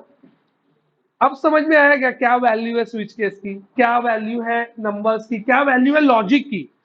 ये सब काम तो लॉजिक का ही है ना। तुमको फ्रेमवर्क खाली ये बताएगा कहाँ लिखना है। तुमको इफ आ गया, तुमको फॉर आ गया, कहाँ लिखना है, यहाँ लिखना है। मेरी बात समझ में आई? तो तभी तभी क्वालिटी डेवलपमेंट निकलता है। अभी तुमको ये लिखने, अभी मेरे ख्याल से ऐसा मैं समझता हूँ 40% स्टूडेंट लोग को ये समझ में आ गया होगा कि स्विच लिख सकता हूं मैं यहाँ पे। 4 अलग अलग लेआउट बनाए, किसको किसको ये चीज समझी, ऐसा मैं एक्सपेक्ट कर रहा हूँ। बराबर। स्विच में, स्विच क्यों यूज किया मैं? स्विच इसके लिए यूज किया, या तो गुड मॉर्निंग होगा, या तो गुड इवनिंग होगा, या तो गुड नाइट होगा, या जो भी। एक साइड गुड मॉर्निंग और गुड इवनिंग, दो कंडीशन एक साथ ट्रू हो सकती है क्या? नहीं। आ गई ना अपनी केबीसी वाली condition. At a time, at a time एक ही कंडीशन ट्रू रहेगी। समझ में आया? ये समझा मैं जो क्या बोला? अब उसके बाद तुमको करना क्या है, लेआउट में आके कॉपी कॉपी बनाना है। कॉपी भी नहीं बनाना है, एक को लिखना है layout underscore evening, layout underscore morning, layout underscore noon afternoon, layout underscore night. और सब में अलग अलग थीम, अलग अलग डिजाइन डालना है। डिजाइन कहाँ मिलेगी? इंटरनेट। इंटरनेट पे जाने का, मॉर्निंग थीम का HTML चाहिए, वो देगा, लाके कॉपी पेस्ट। डार्क थीम का HTML चाहिए, लाके कॉपी पेस्ट। और हर टाइम वेबसाइट जो विजिट करेगा बंदे को अलग अलग थीम मिलेगी। कौन कौन ये चेक किया है कि गूगल मैप चलाते रहो और रात होती है तो गूगल मैप ब्लैक हो जाता है? कि कौन कौन देखा है ये? कार ड्राइव करने वाले लोग तो देखे ही होंगे 100%। मतलब हम लोग कहीं जाते रहते हैं, वो अचानक ब्लैक हो जाता है, पूरा पूरा डार्क थीम पे चला जाता है। जैसे ही सूरज डूबता है ऑटोमेटिक सनसेट के टाइम के हिसाब से वो ब्लैक हो जाता है। तो ऐसी कंडीशंस कैसे लिखा होगा गूगल वाले ने? ऐसे ही कुछ किया होगा लेआउट, ऐसा थोड़ी। क्योंकि देखो वो भी चेक करना होता है। अभी मैं यहाँ पे हूँ इंडिया में, मेरे इधर सनसेट है लेकिन कहीं पे सनराइज है, तो उनको सनराइज वाली थीम दिखाना है, मेरे को सनसेट वाली थीम दिखाना है। मेरी बात समझी? टाइम जोन के हिसाब से, टाइम के हिसाब से आवर्स चेक किया उसने, आवर्स चेक करके कंडीशन। कितना टाइम लगा होगा? कोई बहुत बड़ी चीज नहीं है ये, बहुत सिंपल चीज है, लेकिन यूजर के ऊपर बहुत भारी इंपैक्ट पड़ता है। तुम ऐसी एक वेबसाइट बना दो, अपने दोस्त को दिखाओ, खुश हो जाएगा, भाई बहुत हार्ड बनाया, बोले यार बहुत हार्ड डेवलपर है। हाँ कीड़ा है, बोले कीड़ा है कंप्यूटर का, बोले वेबसाइट का कीड़ा है। फिर उसके बाद क्या होगा पता है? कुछ और वेबसाइट उसकी गवर्नमेंट का फॉर्म भरते रहेगा ना, वेबसाइट बंद रहेगी, लाके तुमको देगा, बोलेगा इसको भी सही करके दे। समझे? ऐसा करना नहीं है भाई। मेरे साथ बहुत होता है, लोग फोन करते क्या हो, बोले अरे वो फॉर्म भरा था ऑनलाइन, वो वेबसाइट बंद है, वो एरर दे रहा है, कुछ कर सकता है क्या तू? मतलब भाई वो सर्वर पे है, उनके सर्वर पे, मैं कैसे कुछ करूंगा? बोले फिर सॉफ्टवेयर डेवलपर है ना भाई तू। जब नए नए आईटी में आए थे, कॉम साइंस लिए थे, कॉम साइंस तो किसी को समझता ही था, तो वो बाजू में मतलब सेकंड फ्लोर पे एक अंकल रहते थे, तो वो मेरे को बुलाए घर पे, बोले क्या? बोले मेरा कंप्यूटर बिगड़ा है भाई, बना दे। मतलब उनको कोई लेना देना ही नहीं, मैं क्या पढ़ रहा हूँ क्या नहीं, तू कंप्यूटर, तेरे नाम तेरी पढ़ाई में कंप्यूटर है, मेरा कंप्यूटर बिगड़ा है, तेरे को बनाना पड़ेगा। किसके किसके साथ ऐसा हुआ है? मतलब बहुत सारे कंप्यूटर, अभी मेरे को लगता नहीं ऐसा होता रहेगा, लेकिन पहले ऐसा था कि कोई कंप्यूटर पढ़ रहा है, कंप्यूटर ही, तुम कोई भी पढ़ाई करो तुमको बनाना कंप्यूटर ही है। समझे क्या? तो वो चीज होती है। तो ये समझा स्विच का?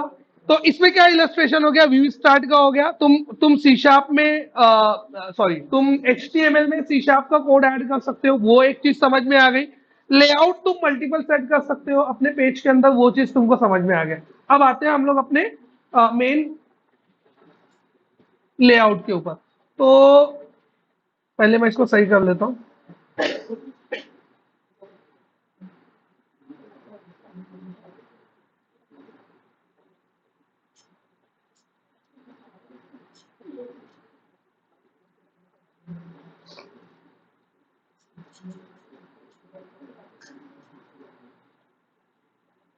हाँ, तो अभी क्या हो रहा है, अब यहाँ पे अगर मैं पेज देखूं तो यहाँ मेरे को एक्चुअल में एक डिजाइन करना है। ठीक है, तो डिजाइन हम लोग करते हैं इसको HTML के अंदर।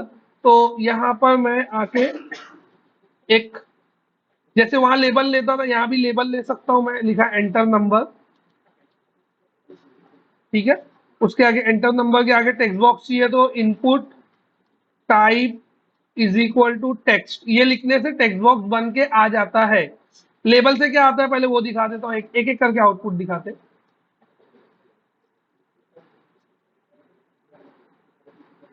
इसका डिबग निकाल देता हूँ, तो ये एंटर नंबर लिखा गया, इसके आगे मेरे को टेक्स्ट बॉक्स चाहिए। ठीक है, इसके आगे टेक्स्ट बॉक्स चाहिए, तो टेक्स्ट बॉक्स कहाँ से आता है? टेक्स्ट बॉक्स अगर HTML में बनाना है तो क्या लिखने का? Input type is equal to text, ये लिखो तो टेक्स्ट बॉक्स आ जाता है। जो चीज वहां ड्रैग एंड ड्रॉप होके हो रही थी, वो यहाँ पे मैं वैसे डिजाइन कर रहा हूँ पेज में। ठीक है, ये टेक्स्ट बॉक्स हो गया। वहां पे मैं जाके नेम देता था, तो इसको भी नेम दे देता हूं मैं। नेम प्रॉपर्टी दिया txt number, name property txt number दे दिया यहाँ पे। और उसके आगे मेरे को बटन चाहिए, तो मैं लिखा input type is equal to submit.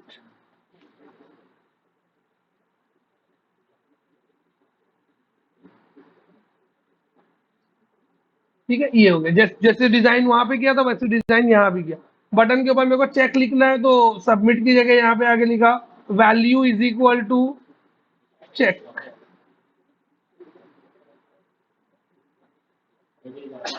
क्या? ये ज्यादा था। हाँ, तो एंटर नंबर, अब यहाँ पे मैं कुछ नंबर लिखूंगा, इस पे क्लिक करूंगा, तो ये वर्क होना चाहिए यहां तक। अच्छा, ये HTML में किसको ऐसा लग रहा है कि बहुत ज्यादा मुश्किल है, या मेरे को हम नहीं समझ में आ रहा है, या न्यू है? HTML में किसको प्रॉब्लम लग रहा है? ये इस वाला का मैं एक बार पहले भी बोला था, HTML W3 स्कूल से देख लो। ठीक है, फिर भी अगर नहीं समझ में आया तो मैं एक्सप्लेन कर दूंगा। कोई ऐसा है जो जिसको बिल्कुल नहीं समझ में आ रहा है HTML देखे थे तुम लोग? नॉन IT खास तौर से एक दो इधर साइड में। HTML जो बिल्कुल नहीं देखे थे, नहीं बिल्कुल नहीं देखे हो, एक दो तीन, देखो HTML में क्या करते हैं वो समझ लो। जो तुमको ब्राउजर में दिखता है ना, जो भी पेज जो दिखता है, वो पूरा डिजाइन होता है HTML में। दो तीन लैंग्वेज है अपने पास वेब में, एक है HTML, एक है CSS, एक है जावास्क्रिप्ट। HTML में हम लोग बताते हैं क्या दिखेगा, CSS में हम लोग बताते हैं कैसा दिखेगा। ठीक है, और जावास्क्रिप्ट में हम लोग बताते हैं अच्छा तो दिख गया, अब उसमें जान डाल दो, मतलब क्लिक करने में कुछ होना चाहिए।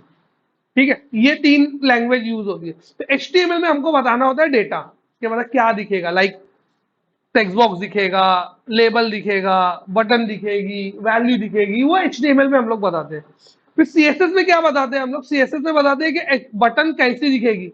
बटन रेड दिखेगी, ग्रीन दिखेगी, ब्लू दिखेगी, राउंड दिखेगी, सर्कल दिखेगी, शैडो दिखेगा, ये हम लोग CSS में बताते हैं। जावास्क्रिप्ट में हम लोग बताते हैं बटन पे क्लिक होगा तो क्या होगा। मेरी बात समझ में आई? तो अब आ जाता हूं मैं HTML पे। HTML में हम लोग कोई भी HTML सुन लो, HTML जिसको पता होगा नहीं पता होगा, HTML में कोई एक पेज होता है, उसमें दो सेक्शन होता है, एक सेक्शन होता है हेड, एक सेक्शन होता है हेड, और एक सेक्शन होता है बॉडी। ठीक है, बॉडी सेक्शन जो जो पेज का जो विजिबल एरिया होता है वो बॉडी सेक्शन होता है, जो तुमको दिखता है ना ब्राउजर में, वो बॉडी होता है। हेड सेक्शन तुमको दिखता नहीं है। बहुत सारे लोग समझते हैं कि ऊपर का सेक्शन जो है वो हेड सेक्शन है, लेकिन हेड सेक्शन पहले मेमोरी में लोड होता है। हेड सेक्शन पहले मेमोरी में लोड होता है, उसके बाद बॉडी सेक्शन उसके बाद बॉडी सेक्शन की बारी आती है। तो कैसा होता है वो पेज कुछ ऐसा होता है। एक HTML पेज, अगर टिपिकल HTML पेज अगर हम लोग बनाए तो ऐसा होता है। लाइक पहले हम लोग HTML टैग ले लेते, तो इसको जो बोलते हैं ना, जो less than greater than bracket के बीच में जो होता है, इसको हम लोग बोलते हैं टैग। ठीक है, और एक tag with opening and closing जो होता है उसको हम लोग बोलते हैं एलिमेंट। ठीक है, ये शायद पहले बताया हूं, मेरे को ऐसा लग रहा है। हाँ, उसके बाद यहाँ पे दो सेक्शन होता है, एक सेक्शन होता है हेड और एक सेक्शन होता है बॉडी। ठीक है, हेड सेक्शन के अंदर अच्छा, ये दो सेक्शन, ये सेक्शन जो होता है ये विजिबल एरिया होता है। जैसे जो जो भी वेब पेज तुमको ये तुमको सामने दिख रहा है ना, ये पूरा ये जो है एक्चुअल में तुम्हारा बॉडी सेक्शन है। ऐसा नहीं है कि ये ऊपर का सेक्शन है तो वो हेड है। विजिबल एरिया जो है वो बॉडी सेक्शन ही होता है, ठीक है। अब उसके बाद यहाँ पे तुम जो भी लिखते हो, यहाँ पे तुम जो भी टेक्स्ट यहाँ पे ऐड करते हो, वो पेज लोड होने से पहले ब्राउजर में लोड हो जाता है। अब HTML कहाँ पे दिखेगा, HTML का आउटपुट कहाँ दिखता है? HTML का आउटपुट दिखता है ब्राउजर में। HTML का आउटपुट कहाँ दिखता है? ब्राउजर में। तो जब ये HTML ब्राउजर में लोड होने लगेगा तो लाइन नंबर 11 से लेके 13 जो है, इससे पहले वो लाइन नंबर 8 और 10 को लोड कर देगा। भले से चाहे तुम ऐसा लिखो, मतलब इसको तुम बाद में भी लिखोगे तब भी हेड पहले ही लोड होगा, ये चीज समझ लो। मेरी बात समझी? ठीक है, लेकिन ऐसा लिखते नहीं है, मैं तुमको बस एक्सप्लेनेशन के लिए बता रहा हूँ। तो हेड सेक्शन जो है वो पहले लोड होगा, उसके बाद क्या लोड होता है? उसके बाद बॉडी सेक्शन लोड होता है, ठीक है। बॉडी में एक्चुअल में मेरा पूरा पेज होता है, तो बॉडी के अंदर जो भी मेरे को डिजाइन करना होता है बॉडी सेक्शन में हम लोग यहाँ पे डाल देते हैं। यहाँ तक किसी को कोई डाउट है HTML में जो मैं बोला? एकदम सिंपल चीज है, कोई नई चीज बोला भी नहीं होगा, ठीक है। जो भी पेज तुमको डिजाइन करना है वो बॉडी सेक्शन में हम लोग ऐड करते हैं। तो मैं यहाँ पे ये जो मेरे को पेज डिजाइन करना है, पेज डिजाइन करने के लिए क्या क्या यूज होता है? तो जब भी हम लोग को फॉर्म बनाने की जरूरत होती है, फॉर्म मतलब ऐसा फॉर्म, पता है क्या HTML में जो हम लोग फिल करते हैं ऑनलाइन, वो सब फॉर्म्स होते हैं। मतलब ऐसा कोई पेज जिसमें तुम कुछ लिखते हो और एक सबमिट बटन पे क्लिक करते हो और वो वैल्यू जाके सबमिट हो जाती है कोई सर्वर पे। जैसे तुम्हारा पैन कार्ड का एप्लीकेशन हो गया, तुम्हारा ये हो गया, पासपोर्ट का फॉर्म हो गया, तुम्हारा स्कॉलरशिप का फॉर्म हो गया, ये सब फॉर्म है, वही फॉर्म FORM फॉर्म जो है ना, वही। तो ये तुम जब लिखते हो, फिल करते हो, सेव बटन पे क्लिक करते हो, तो ये इंफॉर्मेशन जाके कोई एक सर्वर पे सबमिट हो जाती है, सेव हो जाती है, और वहां से तुमको एक एक्नॉलेज आ जाता है कि detail submitted successfully, something like that, या एक्नॉलेजमेंट नंबर या जो भी ऐसा कुछ तो आ जाता है तुम्हारे सामने, तुमको दिखने लगता है वो। यहां तक समझा? तो अगर ऐसा कोई फॉर्म तुमको बनाना है तो HTML में उसके लिए फॉर्म नाम का एक टैग होता है। उसके लिए HTML में फॉर्म नाम का एक टैग होता है। तो फॉर्म टैग कैसे यूज करते हैं हम लोग? तो यहाँ पे आगे लिखने का फॉर्म, ये हो गया फॉर्म टैग। इसके बीच में जो भी तुम लिखोगे वो तुम सबमिट कर सकते हो। अब इसके बीच में यूजर कुछ वैल्यू लिखेगा, उसको ही सबमिट करोगे। और यूजर से वैल्यू लेने के लिए तुमको जो टैग यूज होता है उसका नाम क्या है? इनपुट। यूजर से वैल्यू लेने के लिए जो टैग यूज होता है उसका नाम क्या है? इनपुट। तो मैं यहाँ पे आगे लिखा input type is equal to. अब जब टाइप में हम लोग आते हैं ना, तो इनपुट में अगर मेरे को बटन बनाना है तो इनपुट में लिख देता हूँ बटन। मेरे को चेकबॉक्स बनाना है तो चेकबॉक्स। मेरे को कलर पिकर बनाना है, कौन किसको पता है कलर पिकर? HTML में कलर पिकर किसको इसको पता है? दो ही लोग को पता है, तीन। ठीक है, मैं ये बना के बता देता हूँ, नहीं पता तो पता चल जाएगा। बटन सबको पता है, चेकबॉक्स भी पता है, ऐसा चेक करते हैं ना जो चेकबॉक्स आता है वो। Date, calendar, date time work नहीं करता है अपने इधर ब्राउजर में, लेकिन एप्पल सफारी में करता है। तो डेट भी है, डेट टाइम भी है। उसके बाद date time local, email, file, hidden. Email एक टेक्स्ट बॉक्स ही आता है, लेकिन उस पर जैसे क्लिक करोगे ना तो ऑलरेडी तुम्हारे ब्राउजर में जो ईमेल सबमिटेड रहेगा उसकी लिस्ट आ जाती है, ठीक है। फाइल सेलेक्ट करके फाइल ब्राउजर खुलता है, अपलोड करते हैं अपन, अपलोड, वो अपलोड का कंट्रोल। हिडन एक हिडन फील्ड होती है जो पेज में जो डेटा होता है लेकिन अपने को दिखता नहीं है, वो हिडन फील्ड होती है। और क्या है इसके अंदर? इमेज, ये मंथ मेरे को नहीं पता, देखना पड़ेगा। नंबर तो नंबर न्यूमेरिक अप डाउन होता है। पासवर्ड फील्ड मतलब जिसमें लिखोगे तो डॉट डॉट आएगा, स्टार स्टार आएगा। रेडियो बटन ऑप्शन बटन होती है मेल फीमेल वाली। एक होता है चेकबॉक्स, ठीक है। चेकबॉक्स में क्या होता है, तुम दोनों सेलेक्ट कर सकते हो। लाइक तुम्हारी हॉबी, तो हॉबी तुम्हारी सिंगिंग भी है, डांसिंग भी है, कुछ और भी है, तो तुम मल्टीपल मार्क कर सकते हो। एक होता है तुम्हारा जेंडर, मेल फीमेल, या तो मेल या तो फीमेल, दोनों में से कोई एक सिलेक्शन रहेगा, तो वो सिलेक्शन है रेडियो। रेडियो आता है ऑप्शन के अंदर। एक होता है चेकबॉक्स, एक होता है रेडियो बटन, ठीक है। तो ये है रेंज का पता नहीं मेरे को। रीसेट तो बटन आती है रीसेट की, सर्च का सर्च बार आता है, सबमिट बटन है, टेलीफोन टेक्स्ट बॉक्स है, टेक्स्ट टेक्स्ट बॉक्स है, URL वीक भी नहीं पता क्या है, तो कलर देख लो पहले, input type is equal to colour, तो कलर पिकर आता है, इस पे क्लिक करेंगे तो ये ऐसा खुलता है कलर पिकर। तो ये आरजीबी वैल्यू दिखाता है कलर की, जहां पे भी मैं क्लिक करूंगा रेड ग्रीन ब्लू में जितने भी कलर है उनका कॉम्बिनेशन आरजीबी में बनता है, ये पता है सबको, इसके बारे में पता है। आरजीबी आरजीबी जितने भी कलर वो 3 कलर से बनते हैं basic, red green blue. Red green blue का नंबर होता है, सबकी वैल्यू 0 से लेकर 255 के बीच में वैरी होती है। अगर मैं एक नंबर लिखा रेड में बोला 255, रेड में मैं बोला 255, ग्रीन में मैं बोला 0, ब्लू में मैं बोला 0, तो वो कलर बन जाता है रेड। ठीक है, तो अभी मैं यहाँ पे आके बोला 255 0 0, तो वो कलर कौन सा बना, रेड। मेरे को ग्रीन कलर बनाना है तो क्या करूंगा,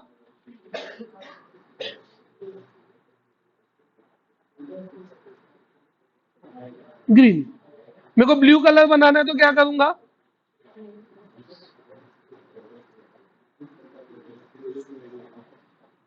समझ में आया क्या। अब मेरे को इनको कॉम्बिनेशन बनाना है, रेड और ग्रीन मिला के क्या बनेगा, तो 255 मतलब टोटल 250 से 128 128 डाल दूंगा, तो यहाँ पे ग्रीन 128 और ब्लू 128,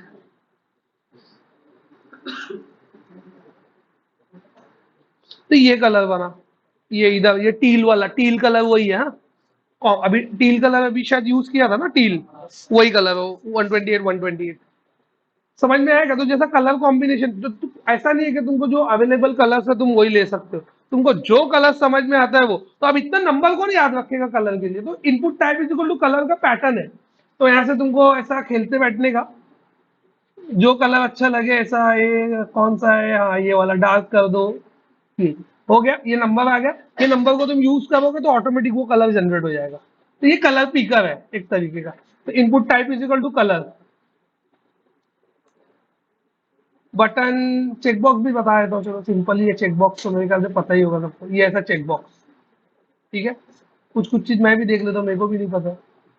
डेट, डेट में तो कैलेंडर आता है। ठीक है,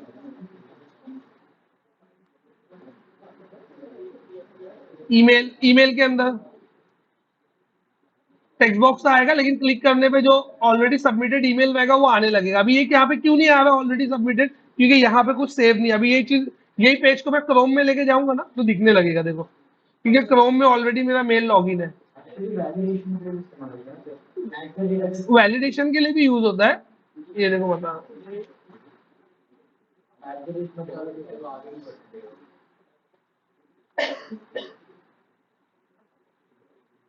तो क्लास में डालते हैं एक्टिविटी।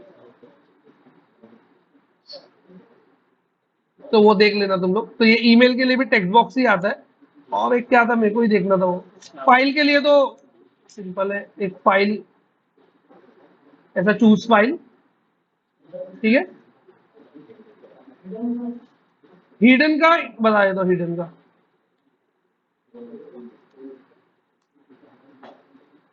ये मैं हिडन फील्ड लिया और इसमें एक वैल्यू सेट किया, समझ लो मेरा नेम लिख देता हूँ। ठीक है, तो ये क्या होगा, कुछ रैंडम नहीं करेगा, यहाँ पे खाली रहेगा, कुछ नहीं आएगा, लेकिन पेज के अंदर एक वैल्यू रहेगी। वो कहाँ दिखेगी, पेज के व्यू सोर्स करोगे ना तो उसके अंदर दिखेगी, दिखेगी, दिखेगी। तो तुम क्या कर सकते हो, कोड के थ्रू ये वैल्यू को निकाल सकते हो, जावा स्क्रिप्ट लिख के। मतलब तुमको यूजर को दिखाना भी नहीं है, लेकिन उसके पेज में वो वैल्यू को रखना है। तो उस टाइम पे हिडन फील्ड को यूज करते हैं हम लोग। तो दिखेगी नहीं उसको, लेकिन पेज में रहेगी, तो पेज में से निकाल सकते हो तुम लोग।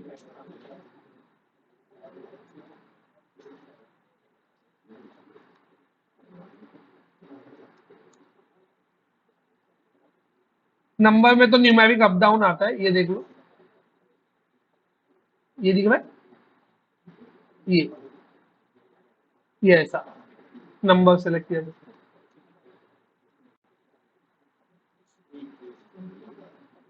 Submit search tel text week क्या है ये मेरे को नहीं पता।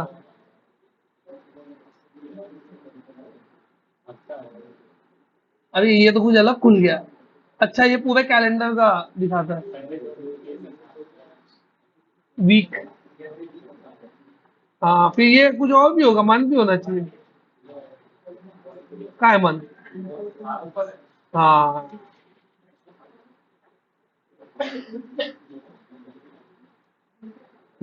अच्छा कैलेंडर के अंदर भी डे आएगा, वीक आएगा, मंथ आएगा, क्या है वो कैलेंडर की टाइप। सही, ठीक है। तो ये सब ट्राई कर सकते हो तुम लोग अपना घर पे भी बैठ के। तो कोई भी तो ये क्या होगा, input type is equal to text लिखो तो टेक्स्ट बॉक्स आता है, ठीक है। इससे टेक्स्ट बॉक्स बन के आ जाता है यहाँ पे, ये देखो ऐसा। तो अब जो भी इसमें तुम वैल्यू लिखोगे, जो भी इसके अंदर तुम वैल्यू लिखोगे, वो वैल्यू जब भी ये फॉर्म के अंदर कहीं पे input type is equal to submit होगा, input type is equal to submit, तो जब भी अब देखो ये पहले कैसा बन जाएगा फॉर्म, वो देख लो, यहाँ बटन आ जाएगी, टाइम के लिए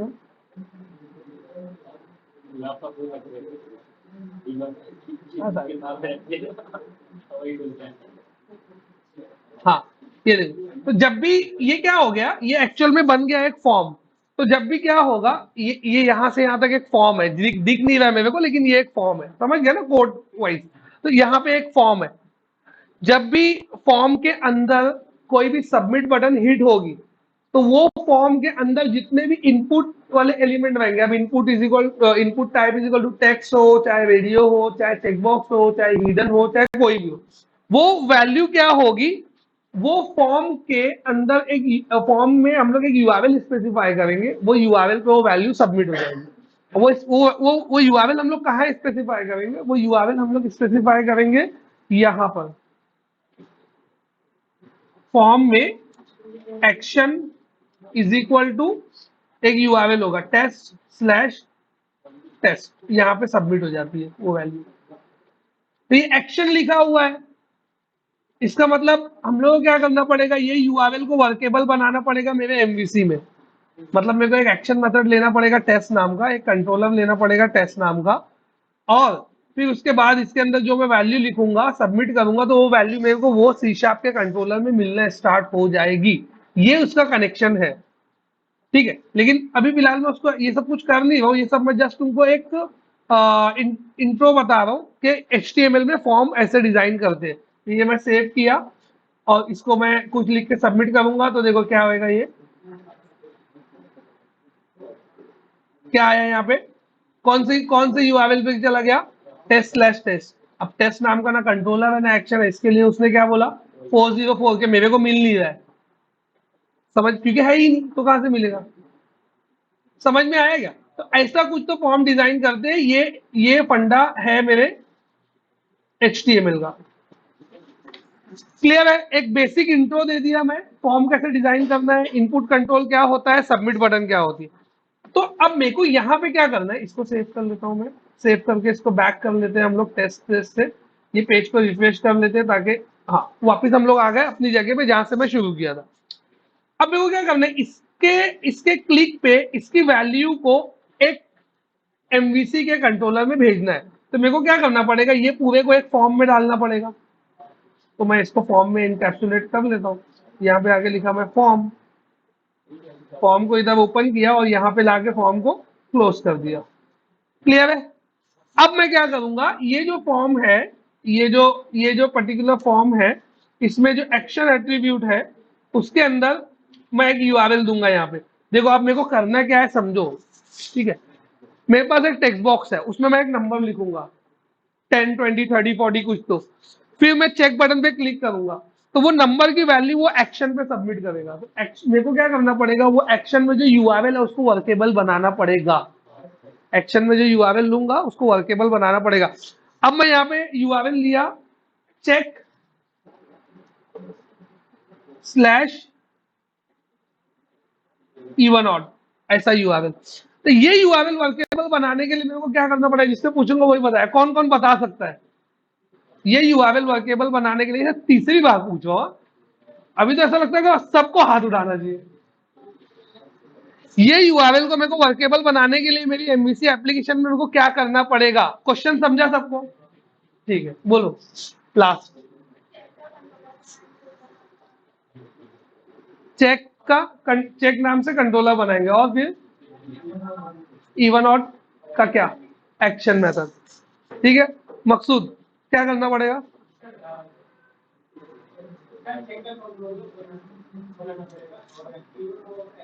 एक्शन मेथड। ठीक है, तो वही काम मेरे को यहाँ पे करना है। तो मैं यहाँ पे आया, कंट्रोलर ऐड, तो बंद कर देता हूँ पहले। अभी देखो इसको मैं बिल्ड करता हूँ, अब प्रोजेक्ट को रन करता हूँ। तो अभी वो क्या करेगा पता है? वो यूआरएल पे जाएगा, वो वैल्यू सबमिट करेगा।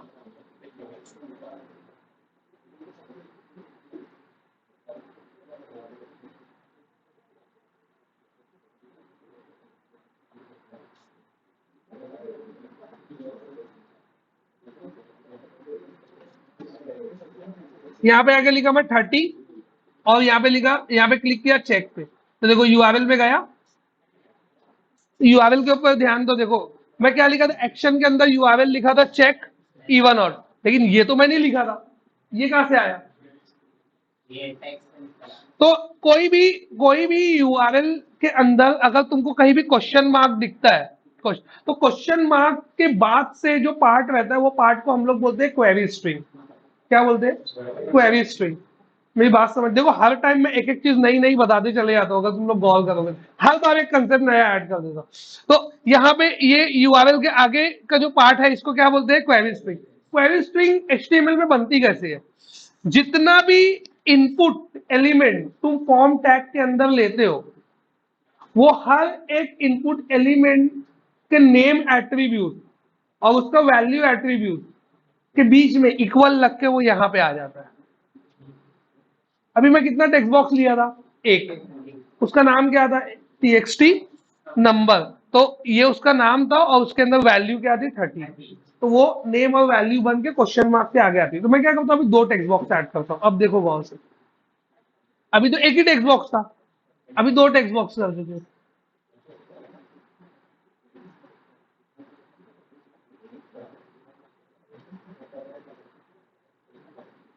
ठीक है, ये ऐसा बैक लिया, बैक लेके इसको रिफ्रेश किया तो तीन टेक्स्ट बॉक्स आएगा। आया, एक में दिया मैंने 10, एक में लिखा मैंने 20, एक में लिखा मैंने 30।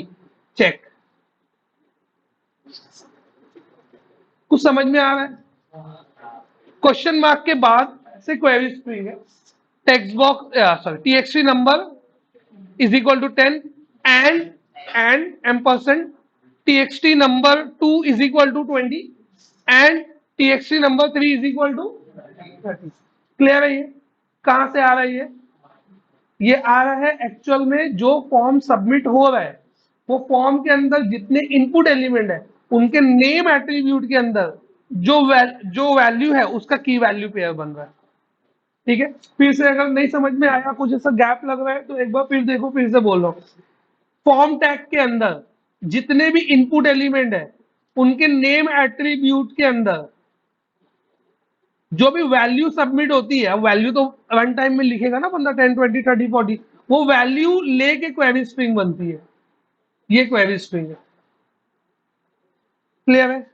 क्वेरी स्ट्रिंग तक का डेटा आ गया। Query string is a way to pass data from one page to another page. अब query string क्या है? Query string is a way to pass data from one page to another. एक page से दूसरे page में data pass करना है ना, तो query string यूज कर सकते हो। पहले पेज से डेटा query string में डालने का, दूसरे पेज में query string से वापस उसको गेट करके निकाल लेने का। तो हम लोग यहाँ पे डाल दिए। अब MVC में हम लोग एक टेक्निक यूज करेंगे जिसमें query string से वैल्यू गेट करेंगे। ये सब वैल्यू C# में चली जाएगी। एक बार वैल्यू C# में आ गई तो फिर तो अपने पास ब्रांचिंग है, लूपिंग है, सब है ना उधर। खाली वैल्यू ही C# तक लेके आना है घसीट के, उसके बाद तो कोड कर सकते हैं ना हम लोग। मेरी बात समझी? किसको इसको समझी मेरी बात? क्या बोला मैं? एक बार वैल्यू C# में लेके आ गया अगर मैं, तो ब्रांचिंग लूपिंग सब इंप्लीमेंट कर सकता हूँ। अब मेरे को एक तरीका ढूंढना पड़ेगा कि ये क्वेरी स्ट्रिंग को C# में मैं लाऊं कैसे। अब ये क्वेरी, ये अब देखो मैं क्या करूंगा, एक चेक नाम का कंट्रोलर बनाऊंगा पहले, उसके अंदर इवन ऑड नाम का एक एक्शन मेथड बनाऊंगा। वो एक्शन मेथड में मैं चाहता हूँ ये 10, 20, 30 चला जाए, तो कैसे जाएगा? तो वो एक्शन मेथड के अंदर हम लोग तीन पैरामीटर ले लेंगे जिनका नेम रहेगा txt number, txt number 2, txt number 3, जो भी 1 है क्या? अबे सही तो बोला मैं। हाँ, txt नंबर 2, txt नंबर 3, ये 3 वेरिएबल ले लेंगे तो ये तीनों वैल्यू वो सी शार्प के पैरामीटर में चली जाएगी, मतलब एक्शन मेथड में। फिर वहां हम लोग क्या करेंगे, जो भी लॉजिक इंप्लीमेंट करना है, इनको ऐड करना है ऐड करेंगे, सब्ट्रैक्ट करना है सब्ट्रैक्ट करेंगे, इनका मॉड निकालना है मॉड निकालेंगे, इनका प्राइम नंबर चेक करना है प्राइम नंबर चेक करेंगे, कुछ भी कर सकते हैं ना भी वहां पे तो हमारे हाथ में, वहां पे मैं फॉर लूप लिख सकता हूँ, फॉर ईच लूप लिख सॉरी फॉर लूप लिख सकता हूँ, व्हाइल लूप लिख सकता हूँ, वहां पे मैं इफ लिख सकता हूँ, स्विच लिख सकता हूँ, इफ एल्स इफ लैडर लगा सकता हूँ, पूरे अरिथमेटिक ऑपरेटर है मेरे पास, अरिथमेटिक ऑपरेटर से ऑपरेशन कर सकता हूँ, उसके बाद जो रिजल्ट बनेगा वापिस फिर एचटीएमएल में भेजूंगा। ठीक है, तो यही साइकिल चल रहा है। अभी तक हम लोग कहाँ थे, हम लोग एचटीएमएल से चले, रिक्वेस्ट तक पहुंचे, रिक्वेस्ट से हम लोग यूआरएल तक पहुंचे, यूआरएल से हम लोग, अब यूआरएल हिट होगा तो सर्वर पे जाएगा, अब हम लोग सर्वर पे जाएंगे, वहां पे कोड करेंगे, फिर वापस सर्वर से रिजल्ट लेके वापस क्लाइंट पे आगे एचटीएमएल में ही दिखाना, दिखाना तो एचटीएमएल में ही है, ये बात समझ लो। वेब एप्लीकेशन की एक खास चीज यही है कि रिक्वेस्ट भी एचटीएमएल, रिस्पॉन्स भी एचटीएमएल। ब्राउजर को कुछ नहीं आता, ब्राउजर को 3 ही चीज आती है, HTML, CSS, जावास्क्रिप्ट, वहीं से शुरू किया था मैं, तो हम लोग HTML में वापस उसको लेके आएंगे। अभी मैं क्या करूंगा, यहाँ पे आके एक कंट्रोलर लिया, ऐड कंट्रोलर, उसका नाम क्या ले लूंगा, चेक। चेक कंट्रोलर के अंदर मेरे को एक्शन मेथड कौन सा चाहिए, चेक कंट्रोलर के अंदर एक्शन मेथड मेरे को चाहिए, तो जो क्वेरी स्ट्रिंग ये यूआरएल पे आएगी ना, वो क्वेरी स्ट्रिंग को रिसीव करने के लिए इसके अंदर लेना पड़ेगा पैरामीटर। तो मैं यहाँ पे आगे लिखा इंटीजर txt नंबर, तो जो क्वेरी स्ट्रिंग सबमिट होगी ना वो वैल्यू यहाँ आ जाएगी। तो इधर पे डिबग डाल देता हूं मैं ताकि आए तो दिखे, ठीक है। और यहाँ पे जाके थोड़ा सा चेंज कर देता हूं मैं, जो 3-4 टेक्स्ट बॉक्स लिया था उसको एक टेक्स्ट बॉक्स वापस कर देता हूँ, जस्ट एक्सप्लेनेशन के लिए था, तो उसको निकाल दिया और प्रोजेक्ट को रन किया।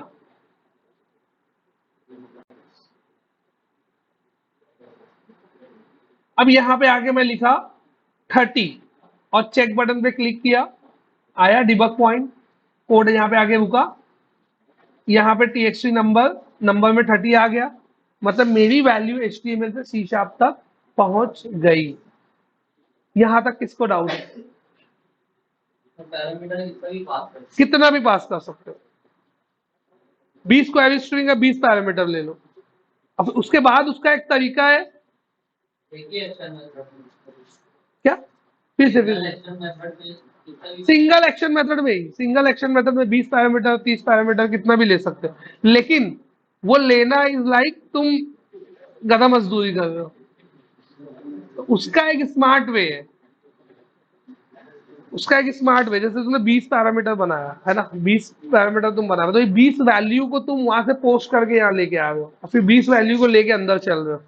तो जहां पे डेटा बहुत ज्यादा है, जहां मतलब वैल्यू स्कैटर है, तो हम लोग एनकैप्सुलेशन, वही वही बोल दिया मैं, हम लोग ऊप्स का कौन सा कंसेप्ट यूज कर सकते हैं जिससे हम लोग डेटा को बाइंड कर सके, दैट इज एनकैप्सुलेशन। तो हम लोग एक क्लास बनाएंगे, एनकैप्सुलेशन करेंगे, उसमें एक ही में मल्टीपल डेटा आएगा। तो दोनों बताऊंगा अभी, ये तो मतलब एक तो एकदम स्टार्ट है, देखो एकदम स्टेप बाय स्टेप जा रहा हूं मैं, कहीं पे कुछ छोड़ नहीं रहा हूं मैं। HTML से शुरू किया, यूआरएल तक गया, क्वेरी स्ट्रिंग से C# वेरिएबल, अब इसके अंदर वैल्यू, अब यहाँ पे मैं लिख सकता हूँ ना लॉजिक, जैसा नंबर पे लिखे थे हम लोग इवन आउट का लॉजिक, वही लॉजिक यहाँ पे लिख लेंगे, स्ट्रिंग में आए।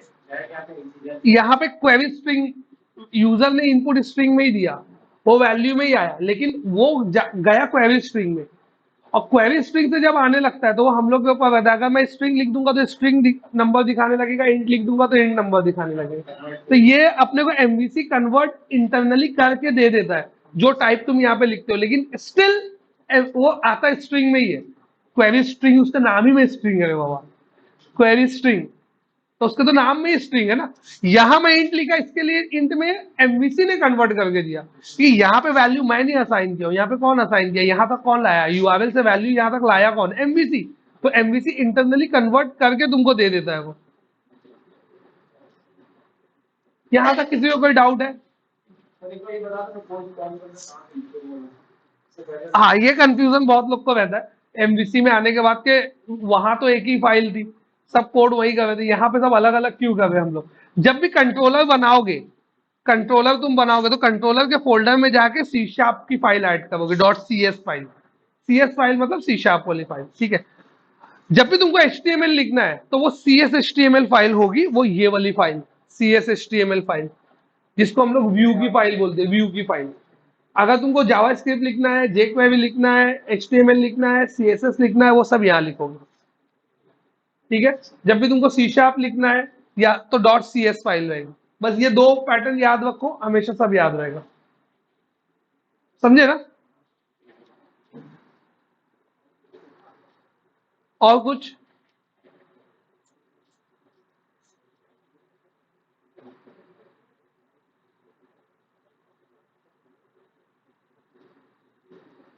किसी को कोई क्वेश्चन नहीं है? सबको समझ में आ गया एक ही बार में पूरा?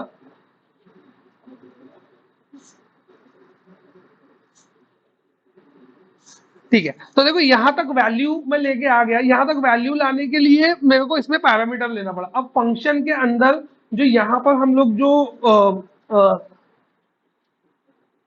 वैल्यू लिखते हैं, इसको हम लोग बोलते हैं पैरामीटर। तो इससे रिलेटेड मैं कुछ थोड़ा सा पॉइंट बता देता हूँ। यहाँ पे फंक्शन में मैं क्या बोला था, फंक्शन में होता है एक्सेस स्पेसिफायर, ये बताया था बराबर। एक्सेस स्पेसिफायर, एक्सेस स्पेसिफायर के आगे होता है रिटर्न टाइप, ठीक है? फिर फंक्शन का नेम, फिर मैं बोला था ऑप्शनल पैरामीटर। ऑप्शनल इसमें पैरामीटर होते, तो पैरामीटर पैरामीटर को अब मैं बोल, अगर मेरे को पैरामीटर लिखना ही है तो उसका सिंटेक्स क्या होगा? उसमें होता है पहले डेटा टाइप, और फिर उसके बाद होता है पैरामीटर नेम, फिर कॉमा, और दूसरा पैरामीटर है तो डेटा टाइप पैराम 2। लेकिन ये पूरा पार्ट जो होता है वो ऑप्शनल है। अगर हमको जरूरत पड़ेगी तो हम लोग लिखेंगे, अदरवाइज नहीं लिखते हैं। तो डेटा टाइप लिखता हूं मैं, डेटा टाइप लिखने के बाद स्पेस देता हूं मैं, फिर पैरामीटर का नेम लिख देता हूं मैं। तो वही चीज मैं यहाँ पे आके किया, डेटा टाइप लिखा इंट। अब डेटा टाइप कुछ भी लिख सकता हूँ, इंट लिख सकता हूँ, कैव लिख सकता हूँ, फ्लोट लिख सकता हूँ, डेट टाइम लिख सकता हूँ, जो भी डेटा टाइप हम लोग पीछे पढ़ के आए वो यहाँ पे लिख सकता हूँ, डेटा टाइप। और उसके आगे यहाँ पे एक पैरामीटर का नेम। कोई भी नेम है वो आइडेंटिफायर है, कोई भी नेम है वो आइडेंटिफायर है। और एवरी आइडेंटिफायर के लिए जो हम लोग सी शार्प का हम लोग का रूल है नेमिंग कन्वेंशन का, वही रूल फॉलो होगा। कौन सा? कैमल केस, बराबर। तो कैमल केस यहाँ पे मैंने लीजिए, मतलब मैं अगर इसको 1txt क्रिएट करूं तो ये नहीं क्रिएट होगा। क्यों नहीं होगा? रूल। तो वो रूल यहाँ पर भी रहेगा, जो वेरिएबल के लिए था वही पैरामीटर के लिए भी रहेगा, because parameter is also variable, but the scope of that particular variable is only for that specific function.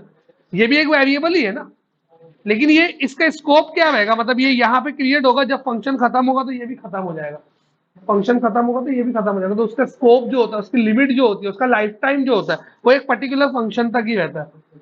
और फंक्शन में कोई वैल्यू इंजेक्ट करना है तो पैरामीटर हम लोग यूज करते हैं। जैसे फॉर एग्जांपल मैं बोला कि एडिशन ऑफ 2 नंबर करो, उसके लिए ऐड फंक्शन बनाओ। अब वो ऐड फंक्शन को 2 वैल्यू रिक्वायर है ना, वो 2 वैल्यू जाएगी तभी तो ऐड करके एक वैल्यू बाहर आएगी। तो that 2 value will be injected with the help of parameters.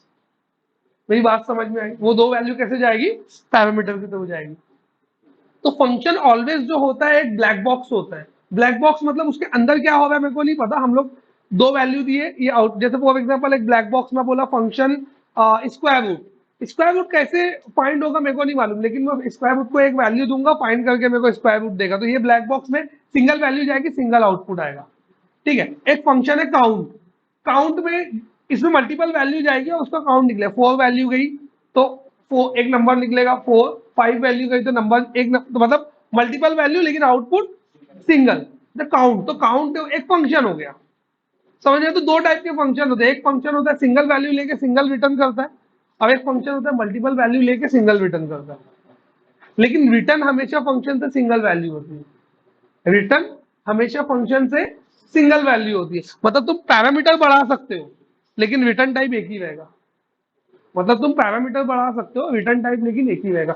मतलब यहाँ पे मैं पैरामीटर 1 2 3 4 5 6 कितना भी पैरामीटर लिख सकता हूँ, लेकिन इसका रिटर्न टाइप एक ही रहेगा, सिंगल रहेगा। तो फंक्शन हमेशा सिंगल वैल्यू रिटर्न करता है। ये कुछ कंसेप्ट है, कुछ प्रोग्रामिंग के, सिर्फ तुमको बता रहा हूँ, वो तुमको कोड करते करते खुद रियलाइज हो जाएगा कि हाँ फंक्शन से मल्टीपल, कोई सिंटेक्स ही नहीं है, करोगे कैसे? फंक्शन से मल्टीपल वैल्यू रिटर्न करोगे कैसे? मैं गया था इंटरव्यू में ओरिएंट के अंदर, ओरिएंट, हाँ ओरिएंट टेक में, तो मेरे को बोला कि फंक्शन से 2 वैल्यू रिटर्न कर सकते हैं क्या? मेरे को ऐसा पूछा उसने कि फंक्शन से can be return multiple value from the function. मैं बोला यस। तो बोलता है कि but you have told function should always return single value. तो एक कंसेप्ट होता है प्रोग्रामिंग में जिसका नाम है एरे। जिसका नाम क्या है? एरे। एरे में जैसे एक वेरिएबल में हम लोग एक वैल्यू स्टोर करते हैं, तो एक वेरिएबल नेम के अंदर हम लोग 2 3 4 5 6 ऐसी वैल्यू भी स्टोर कर सकते हैं, उसको एरे बोलते हैं। तो मैं बोला कि फंक्शन से हम लोग एरे रिटर्न कर देंगे, फंक्शन से हम लोग एरे रिटर्न कर देंगे, फंक्शन से एरे रिटर्न होगा तो मल्टीपल वैल्यू रिटर्न होगा। तो अब ये ना, ये कंट्रोवर्सी वाला पॉइंट है। बुक बोलती है कि एक ही वैल्यू रिटर्न होगा, लेकिन प्रैक्टिकल बोलता है कि 2 वैल्यू रिटर्न होगी। तो मैं तुमको बुक की थ्योरी बता दिया कि function should always return single value, ये बोल देने का थ्योरी में।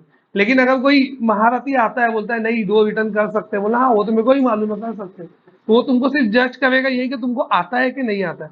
तो function bookish, as per book अगर मैं बोलूँ तो function should always return single value, but practically मैं बोलूँ तो function can return more than 1 value as well. अगर तुम चाहो तो कर सकते हो। वो कैसे करना है वो मैं तुमको प्रैक्टिकली बता दूंगा। अभी एरे हुआ नहीं है, इसके लिए मैं वो सब पॉइंट पे ज्यादा कुछ टच नहीं करो, बट मेरे को याद आ गया तो मैं तुमको बता दिया। तो फंक्शन हमेशा एक ही वैल्यू रिटर्न करता है, लेकिन इनपुट उसके मल्टीपल हो सकते हैं। यहां तक किसी को कोई डाउट है?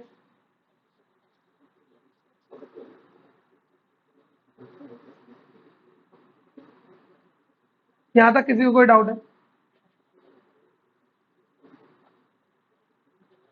उसको क्या पूछो, उसको देख के वो पूछेगा तो मैं पूछेगा, ऐसा था क्या? अच्छा ये डाउट है छुट्टी मिलेगी क्या? 5 मिनट सुन के तो खुश हो ही गया होगा।